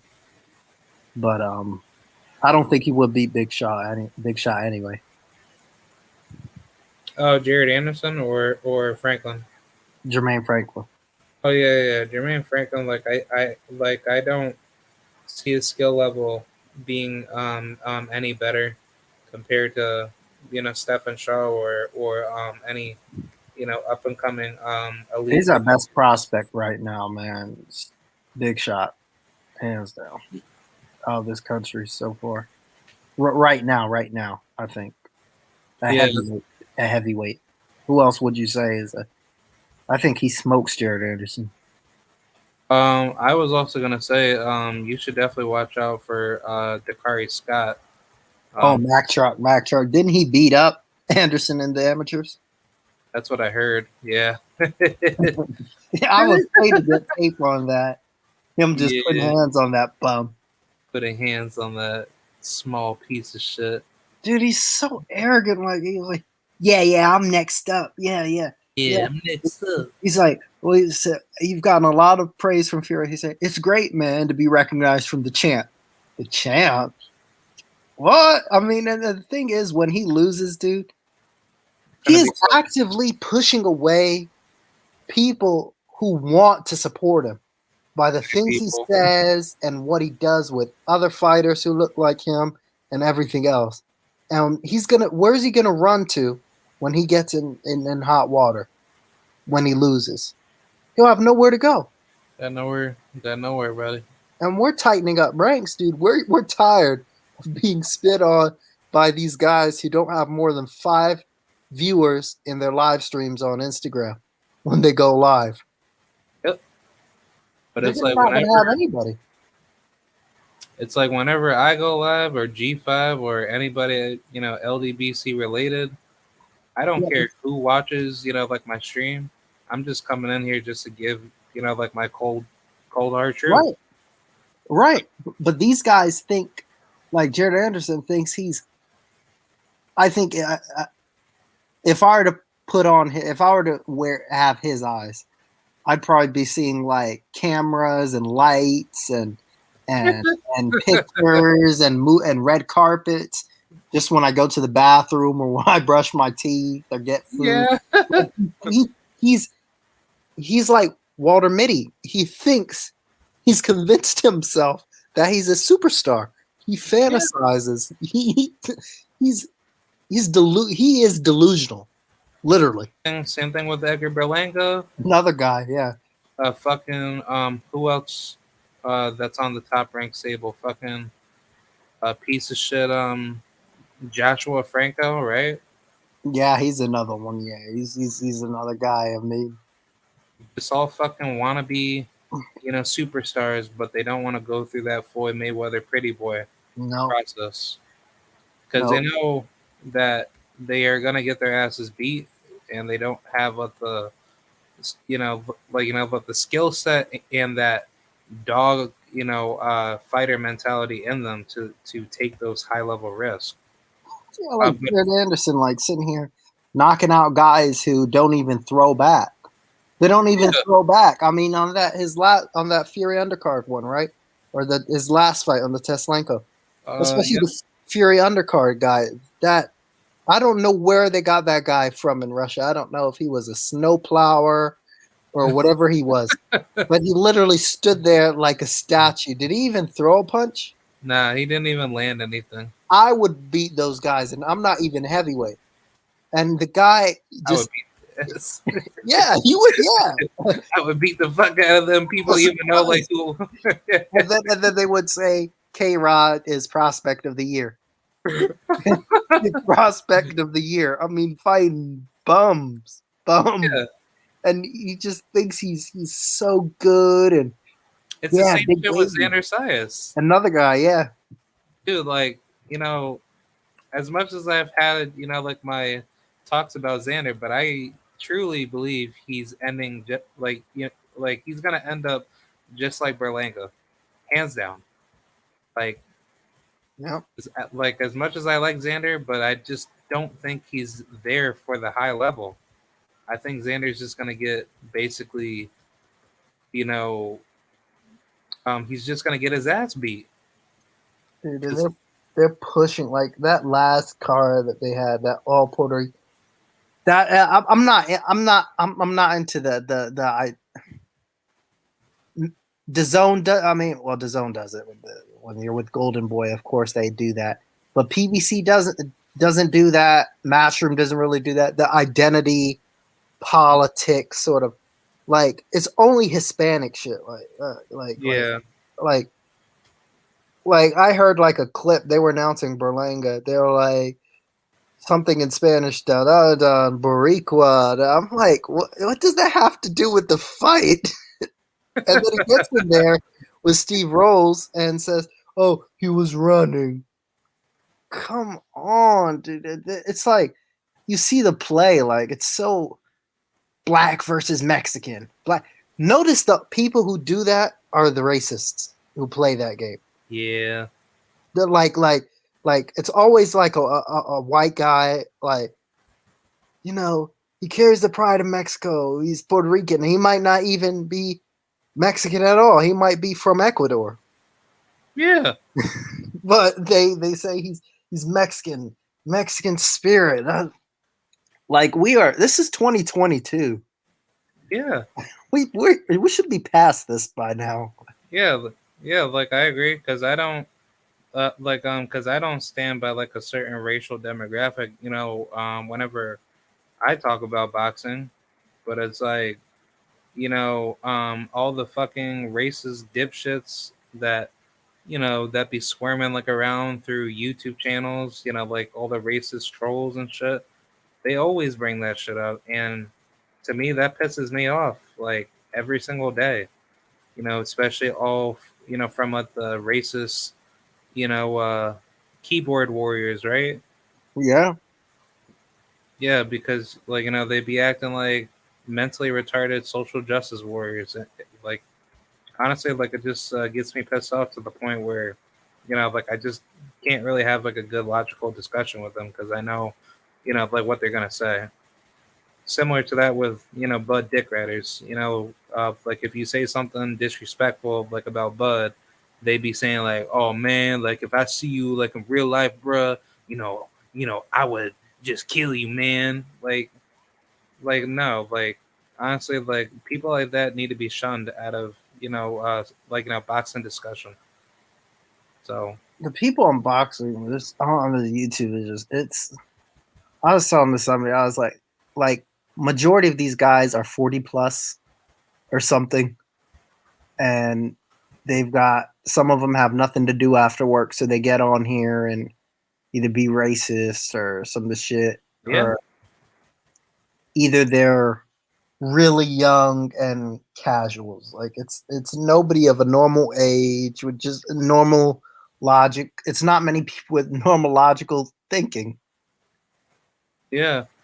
But what also pisses me off is that they say all this fucking like off the wall death threats and shit like that Oh yeah, yeah, yeah. just to act like that they're tough. But it's like, say that shit to my face in real life, like I'll probably have to like hurt you because it's like, I like remember it. This was like maybe 3 years ago now. I still remember it was so out of the blue.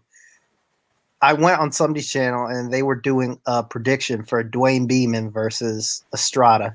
oh And my I was like, god, and I was like, I don't know. I said, you never know what can happen. I think Beeman definitely has a little bit of a style to frustrate Estrada. Like I wasn't like I'm saying it wasn't like, oh, I'm picking Beeman to beat him and da da da. And then the comment they went in on me. They were like, he's just an LDBC racist. He's one of those guys who think like that. I'm just like, what? I'm like, what did I say? What did I say? just It's mental unbelievable. triggered bitches. Yeah. It was so weird. It was so out of left field because it wasn't even a high profile fight.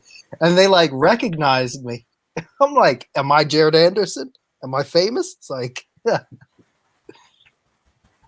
Yeah, man, that's just absolutely insane.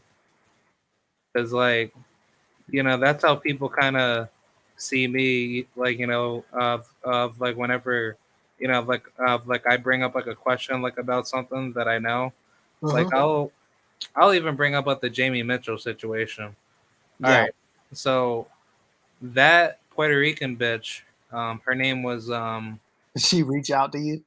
no, she never reached out to me, Oh, but she knew what I was talking about, like when I commented on one of her like oh, yeah, like her Instagram post, but her name is Leanna Cruz, uh-huh. and basically I brought down a question in regards to Jamie, like saying that um of like basically Jamie commented on her page or her post, and then I came in asking her, "Are you gonna fight Zarina yet?"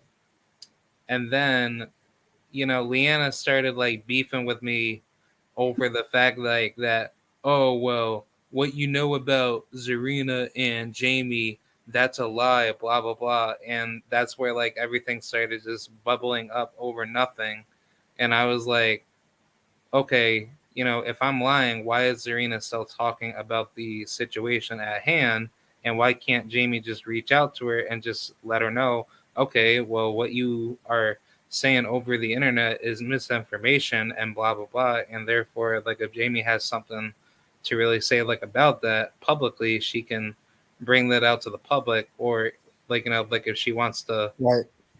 bring it to like a legal case, she could easily tell Zarina, hey, stop, saying this crap about me, or else I'll just, put you in court for, political slander or whatever. But that was never to be the case because Zarina, she had all the receipts talking to Jamie back and forth in personal DMs, in which I don't have that information, but that's why that I want to get Zarina on my channel so that way me and her we could talk about it because she has all the information about that because she even told me when she got the call from Matchroom, her team, Jamie's team, turned that fight down. Like as soon as they got the call, from Matchroom, like to relay the message that Zarina got from them to fight her because she was gonna fight Jamie on that Jesse Bam Bam Rodriguez versus Quadras undercard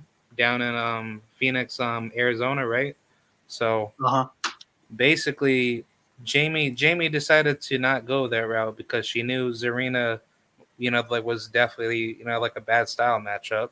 So she decided to fight that white girl, from the UK, Carly Skelly, the same woman that had a draw with Amy Timlin that got knocked out later on in her career by some Spaniard lady.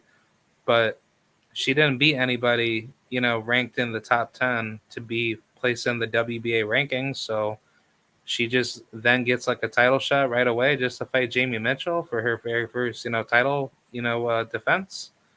So I mean, it just pretty much shows like the pure corruption in boxing, especially in like in female boxing where the ranking system is monopolistically corrupted and like it's just absolutely dog shit because Zarina should have had that shot, and that's why that I said what I said to Leanna and Jamie that you guys are being senseless bitches, and you guys want to lie publicly out to everyone to think that Zarina never got the fight offer to fight her, knowing that she did, and you guys are just gonna try to run that off, knowing that she can easily come onto my channel or anybody's channel to expose Jamie because she has a backing. Like Zarina has multiple connections with everyone out of what the Mayweather gym, like David Flat Sparks, Dennis Douglin, who else? Plenty of people. So it's like Zarina has plenty of connections with people that can get her to that publicity stunt where she could easily like get a conversation going. Because I don't know if you had seen it from her beef with Sinisa Estrada, but that's pretty much like the same exact thing because Zarina, she basically respectfully called out Sanicia to fight her, and Sanicia was talking all that shit, like about her behind her back. So that's where David came in to put Zarina on the all call outs are mandatory Instagram live shit, and he tried drawing Sanicia to it so that way she could say her shit to Zarina, and Sanicia just backed away and she blocked David and she blocked Zarina, like if I'm not mistaken. So it's like like that usually shows how people move in boxing. Like like it's either they're pussies or they're actual real men or real women that want to, hold their words true. Yeah, man. It's people will manipulate a situation to tailor their needs whenever they need to, whether that means lying on somebody or it doesn't really matter for them. Yeah. And I mean, honestly, but the problem is just that until justice is brought to the sport of boxing, that's really just going to keep it going until people, are sick and tired of it. Because I'm sick and tired of it, and I just hate it that people have to continuously lie just to keep themselves, in the clear, because they're too afraid that that their career can be devastated by that one loss. Because everybody wants to be fucking Floyd Mayweather, but they don't want to go through the pretty boy Floyd Mayweather. Exactly. Yeah, because I had that one Puerto Rican fighter, on my channel, Luis Melendez, and he made a very good point to me. He said everybody want to be Floyd Mayweather, but they don't want to go through that Mayweather process because they already know like what's gonna happen. You know, like as soon as they lose, it's like everything just goes back to square one. And but the minute people are not protected in the sport, that's where people get super like afraid of their losses building up because they know what's going to happen. Oh, well, I'm not going to get this payday. I'm not going to True. get treated with, like with all the royal, like, goodies or the treasures Yeah. that give me these big title fights. And it's like, dude, like, it's not about the belts. It's, it's about how can you maximize your dollar to be who you are. But it's like people don't want to do that because they know what's going to happen. They know that they're going to get their asses beat. But yeah, man, that's pretty much it for me. Like, I mean, do you have any other final topics that you want to chop it up on, or? No, not really. Uh, guess we what is it? The see some people talking about Valdez Stevenson. Oh yeah, yeah, yeah. Like I can't wait for that fight. Yeah, I Oh got Stevenson easy. yeah. I think Shakur is gonna just beat the crap out of him. He's just gonna Yeah, like, I think he's just gonna coast. yeah, he's gonna coast his ass. He's gonna Tito Trinidad him. Yeah, it's gonna be easy. Yeah, yeah. Hopefully, like if I'm able to get my transportation corrected, uh, Okay. like I want to go to I'm trying to, go to the Serrano Taylor fight, and The Valdez Stevenson fight's also in New York. no, that's in Vegas. Oh, yeah. Oh, so Yep. yeah. Yeah, man, I wish that fight was out in New York. Like I could easily go to two cards, Hmm. like all in one day. Man, Yeah, I saw they did a little. They did a whole, you know, part thing. I'm not a big Valdez fan at all. I was shocked when he thought it was going to beat Burchett. I thought Burchett was going to run him right over, but something's wrong, dude. Burchett just lost and again, and he's a shot fighter. It's kind of sad because I used to see him on HBO, yeah, same here. and when you've got a little man like Valdez, you know, we know what he's about. So Yeah, it's just absolutely insane. it just sucks that a guy can have an unfair advantage, and it literally just ruins the career of the other person. Yeah, yeah. I think honestly, like Valdez is like at his major decline at this point, and Yeah, like as I soon as still remember when he got his jaw broken by Scott Quick, dude. Back and forth war. How do you go from that to knocking out Burchell? How? How? And being dropped by getting Adam Lopez. getting dropped by Adam Lopez, that Yeah, can't even punch.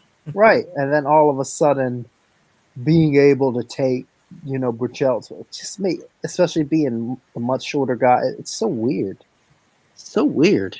I think Oscar has a shit chin, honestly. Yeah, he's gonna get Yeah, banned out. because if you're getting dropped by non-punchers, then that Who's the pretty much champions at 130? It's Ogawa, right? IBF, Kenichi then Ogawa. Valdez, then Stevenson, and I think Tank still has a 130, right? No. Tank has no belts at 130. Who has the WBA there? Roger Gutierrez. Oh, he's super champion now. I think he's a regular champion before he gets Moved up. turned to a super champion. That's when he tries to unify. But I don't even know like what's going on with that because like the PBC has to get that fight made between him and Hector Garcia. Yeah, it was gonna be him and Colbert, but Colbert, oh, Yeah, another big mouth. I mean, yeah, Sugarfoot. did Sure. you see? I'm gonna send it to you. It was pretty funny. He had. I'm gonna get it to you now. Actually, it was an interview with. I found it weird that he had Herman Casado in his corner, Yeah, that's funny. and Casado. It was, dude. I'm gonna send you this interview now. Shoot. It was recently with a guy named Karim Batia or something like that. Oh Um, yeah, and did you see it? He did the interview with Herman Casado yeah, about the Colbert fight. yeah. He was basically throwing shade on Colbert low key. Dude. He was like, I can't. He said, you know, he was kind of getting touched up a bit early, and then in the knockdown, he decided he wanted to survive after that. That's not me. I'm a kind of go out on your shield sort of coach, but Yeah, I understand his, that's not me. That's not what I teach. He was like, because it's true. And when you have that sort of difference in your corner, there's no getting around that. It's like you've got Colbert, who's a big mouth, but when it comes to actually doing it, he couldn't do it. He wanted to survive. And yeah, he said, I didn't want to get beat up for the crowd's sake. yeah. I What? mean, What yeah, about trying to win? yep. I agree. But now that see, that the fight being played out between Hector and Roger, I think Roger's gonna knock Hector out because Hector he's just there to get hit, Yeah. and I don't see how Roger is gonna like let Hector try to like outbox him because it's like like at least with Roger he knows how to like apply pressure very well. But the problem that I have is just like his level of just being like semi flat footed, not giving himself like enough space to use his jab like enough. But I think like with just like those little tiny fundamental adjustments, I think Roger can definitely put Hector out. But I mean, if Hector wins, then I won't be surprised because I think like that's like a 50-50 matchup, honestly. Yeah, that's pretty interesting. I mean, you beat that whole thing with, what was it? What happened to Andrew Cancio after he lost to? Like, I mean, the whole Machado thing, and then all of a sudden loses to a guy he had beat already. And now he seems to be back with, Southern California oil and gas. Yeah, yeah, that's very I interesting. mean, he had an opportunity. You've got to take that by the horns, dude. You cannot go back to your old life. Yeah, yeah, but hopefully the Shakur he can get undisputed probably maybe by the end of the year. That's if Roger and Kenichi can just unify and just go straight from there. Yeah, Because like like whoever wins between Roger and Hector, like just go for it, honestly. yeah. But Yeah, like I wanted to bring up one more topic, and then I gotta get going to bed. But All right. like, what's their take on Gervonta versus Rolly Romero? The build up, I guess, is funny a little bit, but I don't think it's the fight that Tank needs right now. I mean, obviously, we want to see him in the big fights for the titles, and he's kind of locked up because on that side, dude, the whole all the titles are going to be locked up for at least a year and a half. Yeah, I agree because I And think 135. I think what's gonna happen is that top rank is gonna try so hard to keep the belts on their Mhm. side, but it's like they have no lightweights that they can push to Yeah. like really get those belts. Aside Except for Lomachenko, but he might be a spent force. I mean, we don't know. yeah, but I was also gonna say Keyshawn Davis, but I don't think Oh Keyshawn yeah, he's not going to be ready in time yeah, Keyshawn Davis and like I'll probably say Shakur, like those to are gonna move be like up. their oh wait, what? Shakur to move up to lightweight. Yeah. Because Shakur said, he's like, he doesn't have that many fights left in him to fight at 130, but I think Shakur is gonna stay at 130 just to get undisputed, possibly. But if he can't, then he's gonna go straight to 135. Okay. Yeah, yeah. Like It that's looks like undisputed is going to be hard to make at 130 because like that's on the PBC side, and then you got Ogawa with DAZN. They're going to have to reach out twice, and I don't know. Top Rank is not willing to do that because they're cheap. yeah, because they're cheap fucking bastards, knowing Yeah. how the business is, and it's like Shakur knows that his big money fights are with Gervonta, Devin, and anybody at 140. Yeah. Like, Going to have to get away from Top Rank to make those fights because we know their play. I mean, they've done it. They did it with him. They did it with Navarrete. They did it with a lot of other guys. I mean, win WBO belt in unknown weight class, move up. Win WBO belt, then move up. Win WBO belt, then move up. yeah, and I think Shakur's doing a great job trying to be aggressive to make the best fights happen with Top Rank. But Yeah. like we said about all the other Top Rank, you know, politically protected fighters. Like it's Yep. just like Bob Arum's not in the business of doing that. He's just in it just to give you trash ass fights that no one cares to see. Yeah. Bro, like I heard that Edgar Berlanga's gonna fight Ronald Gavril for Really? yeah for Puerto Rican Day weekend. That's what I've been hearing. Oh god. A fucking past his prime Ronald Yeah, he's Gavril. way past it. It's just like, come on, bro. I was surprised it wasn't Jay Leon Love. Yeah, Jay Leon Love, like would have been a better fit, but it's like to go from Steve Rolls to Ronald Gavril. Those are like two like low level like bums that you could throw into like a preschool, fight league. But it's just like, man, like I don't even see Berlanga getting better. Like, he's like completely abandoned his boxing skills and he's just not good anymore. Yeah. Yeah, but yeah, like back to the Rolly Tank fight. I think honestly, like I think Gervonta's gonna stop him, but it's gonna be like within like 5 or 6 rounds. I'd probably say 4. Mm. Oh, yeah, but I'd say that's about it. Like we definitely got to do this again.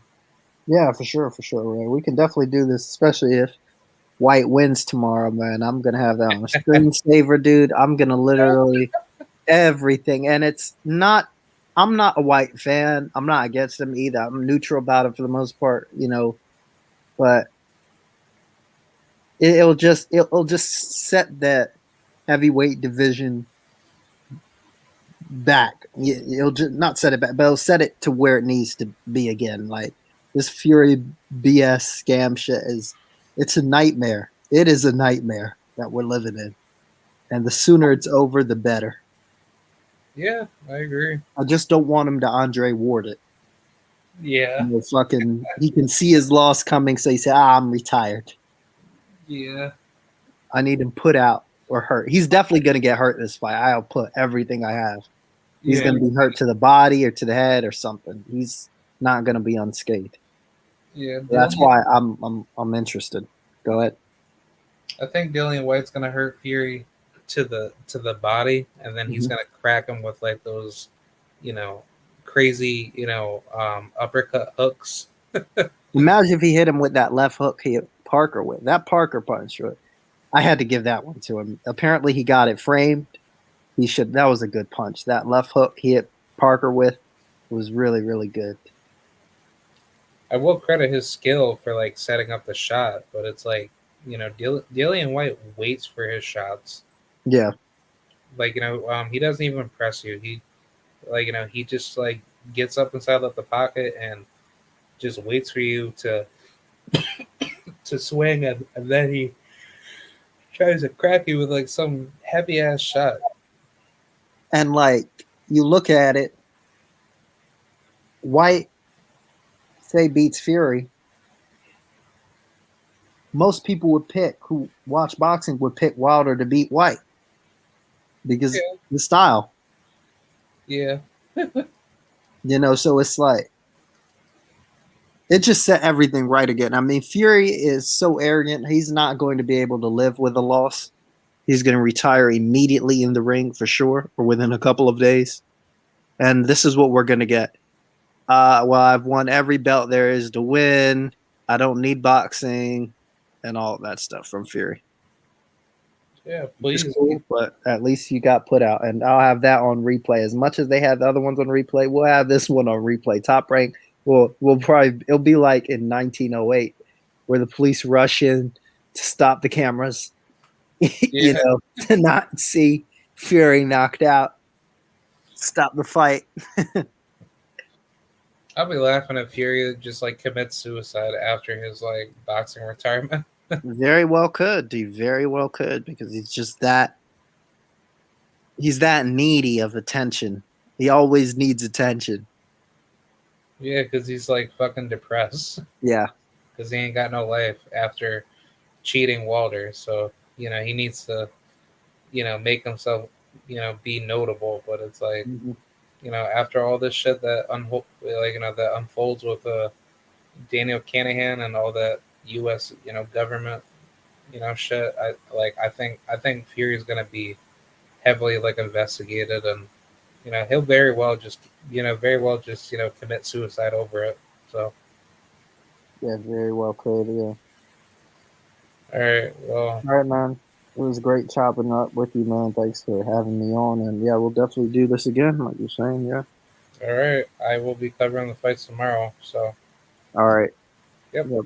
All right, you up. All right, bro. Have a good night. Yep. yep, Take same care. here. Bye. All right, I will see you guys later. Thank you guys for coming through. That was a very good live. I always like appreciate you guys coming to the stream, showing love. Shout out to Tyrone. Very very cool person, and like I always talk I always like talk boxing on the daily with him. So all right, I will see you guys later. Salute to the mighty LDBC. Peace, and I'm out. Bye.